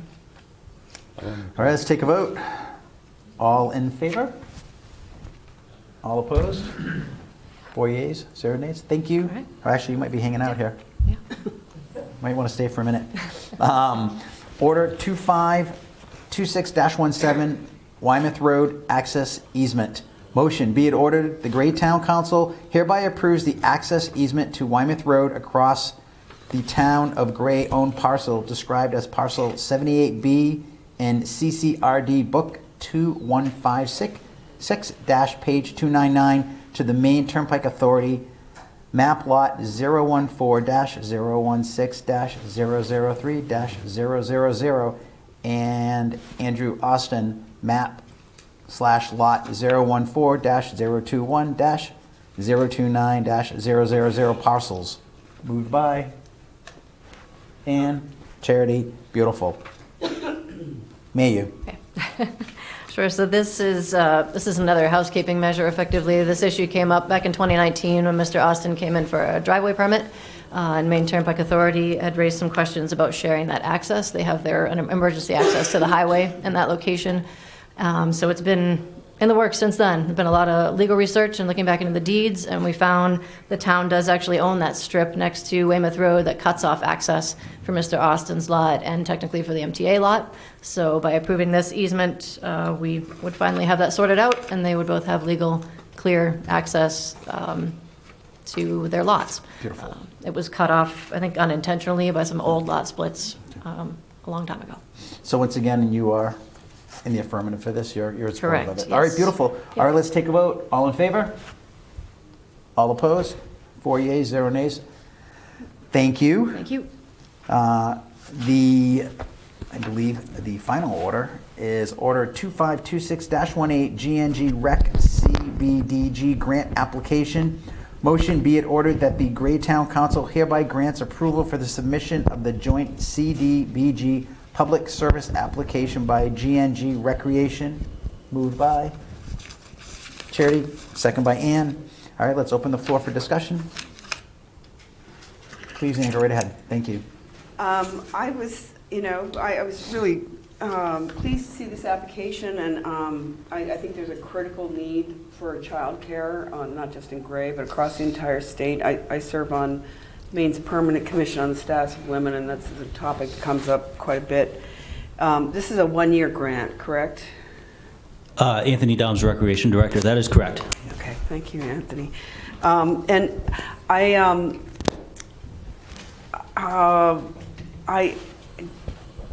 in my professional life, I was a grant writer. I just note that on packet page 69, the profit you show from the budget is like a $65,000 budget from the entire program.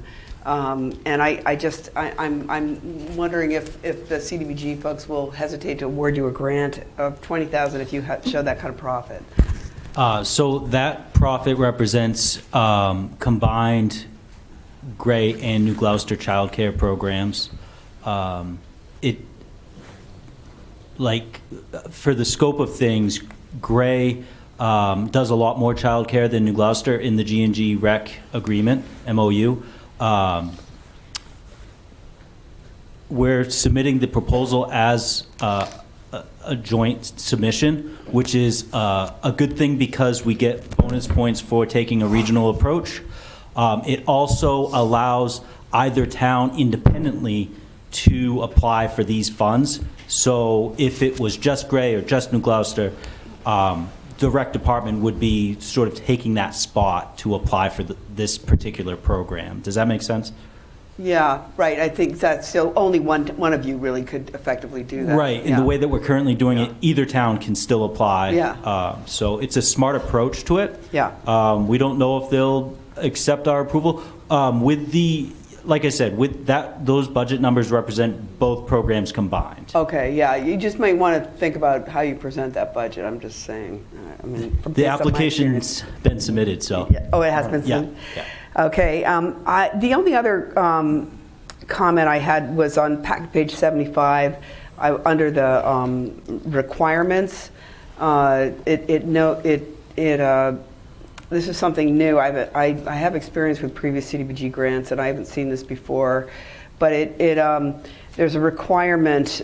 These are the policy requirements under the addendum 1, and under at the bottom of the page, number 8, it says the recipient must use SAVE or an equivalent verification system approved by the federal government to prevent any federal public benefit from being provided to an ineligible alien who entered the U.S. illegally or is otherwise unlawfully present in the United States. And I just find that a little bit troubling for a couple of reasons. And one is that the SAVE Act has not been passed by Congress. So in effect, we're sort of giving them a blank check, to impose on us, because we don't know what's going to be in the final bill that's passed. And I think, secondly, we had a vote on SAVE Act related, requirements in November, and 60% of Gray voters and 64% of Maine voters statewide said no to these kinds of requirements.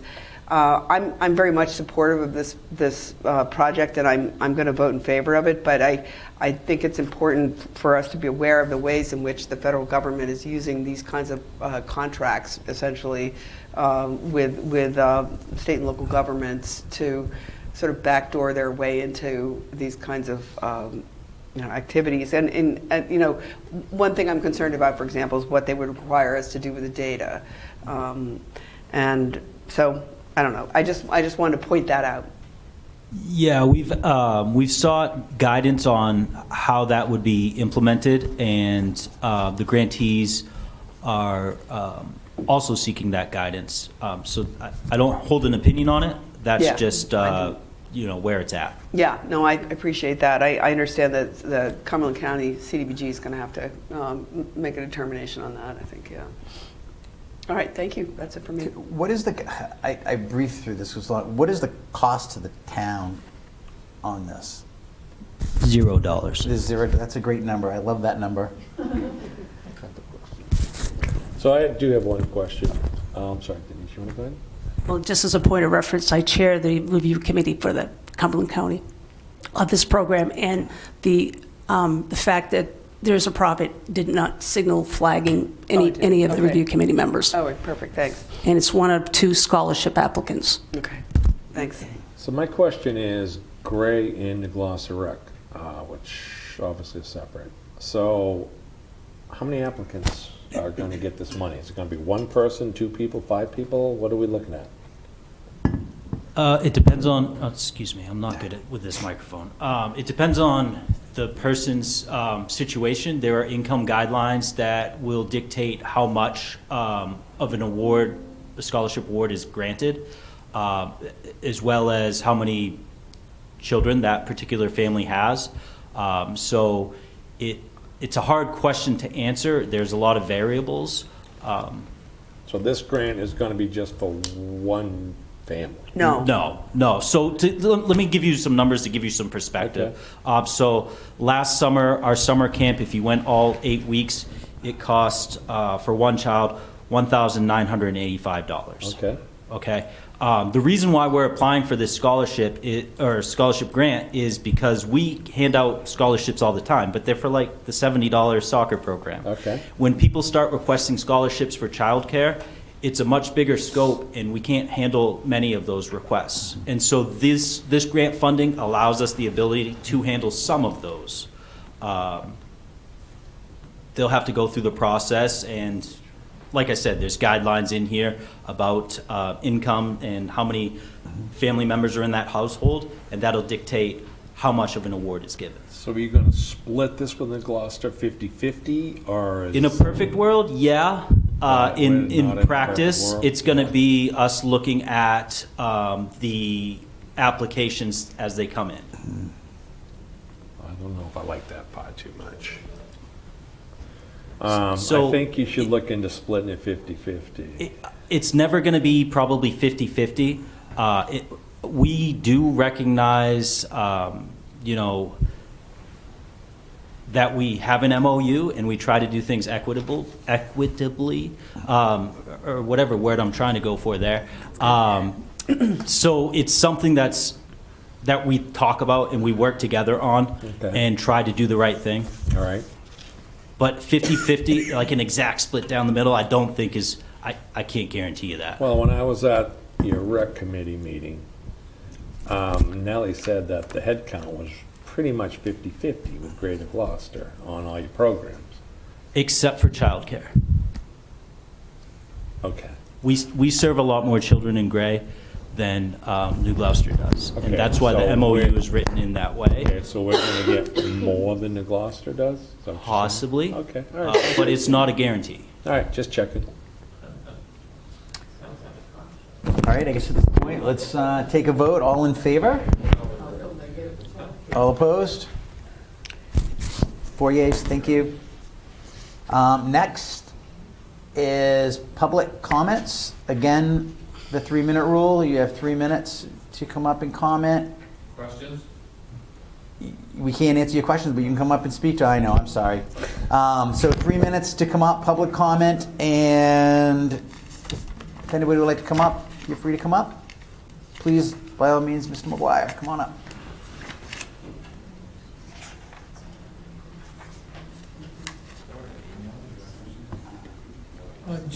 Just really quickly, I know that there's plans to talk about the village transformation project at some point in the future. Yes. One of the things that happens is that every single year the council changes. You get new councilors on board. One of the things that Gray has struggled with over the years is long-term projects that take years to implement.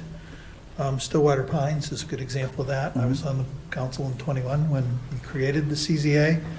We created the CZA, to be honest with you, because we didn't have the zoning ordinances that would allow that particular kind of subdivision to be built.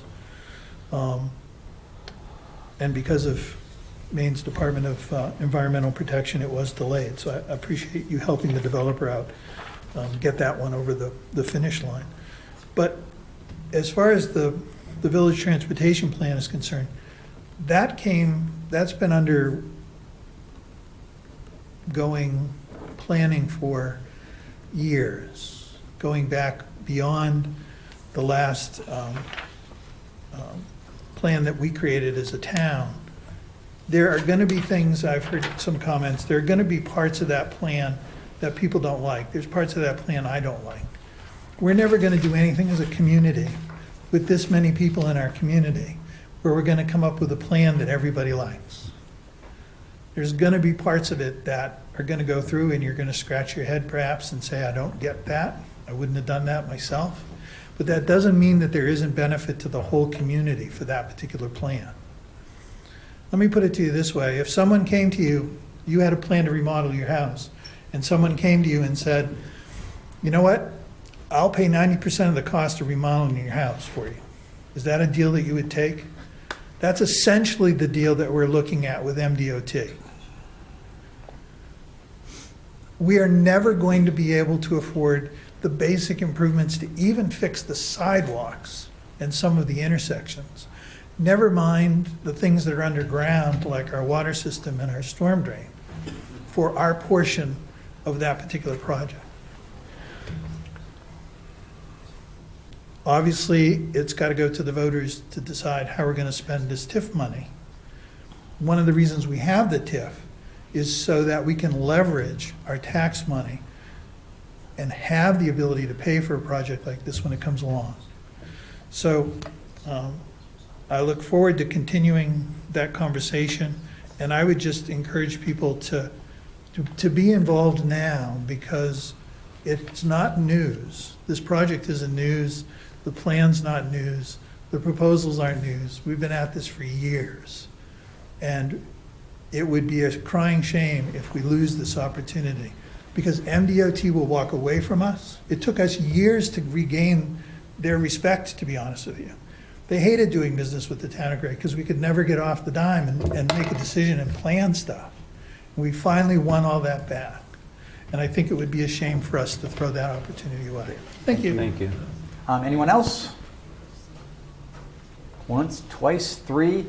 Okay, one thing we need to do is I'd like to see if we can make a motion to set a February 24th town council meeting at 7 p.m.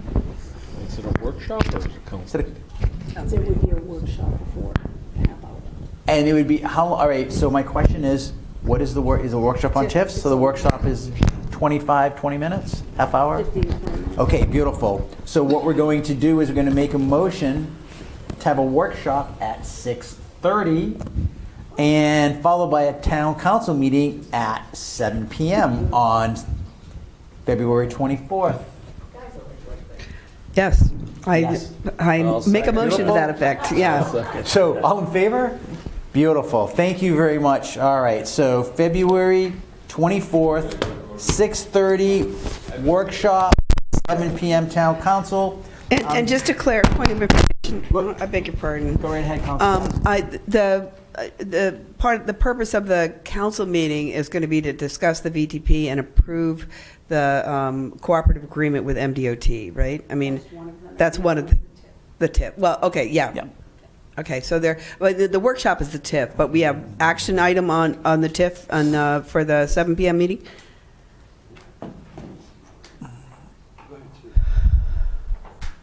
Yes, the action item would be the guidance that you want to use the funds in the TIF, where you want it to go in the budget. Okay. So that we can. Okay, yes. All right, thank you very much. With regards to that, one of the things we had talked about on the conference call was the DOT was looking to give us a breakdown on each cost segment. They're working on it. All right, beautiful, perfect. Okay, cool. Do we have any referrals to talk about tonight? No, I don't think Beautiful. so. Okay, excellent. So current council referrals, just real quickly, are the comprehensive plan rezoning, create the water quality shoreline ordinance, pop-up business ordinance, update public safety ordinance, village transformation project, policy review, and mooring ordinance. And as far as upcoming meetings, February 24th, so that's going to be a 6:30 workshop, 7 p.m. town council meeting, and then a town council workshop on March 3rd, and a town council meeting on March 3rd to follow. And I would like to look at the times on the March 3rd, because it says town council workshop at 5:30 and a meeting at 7. I'd like to see, Britt, what we have on the agenda and tighten them up. Okay, just point of information on Yes. that. The Resiliency Committee is hoping to bring the surface water protection ordinance, which is on our list of items to deal with, to the workshop. Okay, that's great. So I don't know if there's other workshop So we can items, figure but- out, I guess, you know what we're getting at, Britt. I just want to keep it tight. If that's going to be a half hour and Yeah. something else is going to be 15 minutes, that's 45, and we just adjust it to reach 7. Yeah, great. That's Great. perfect. We have no executive session tonight, and I would like to make a motion to adjourn. Second. All right, meeting adjourned. Thank you, everyone.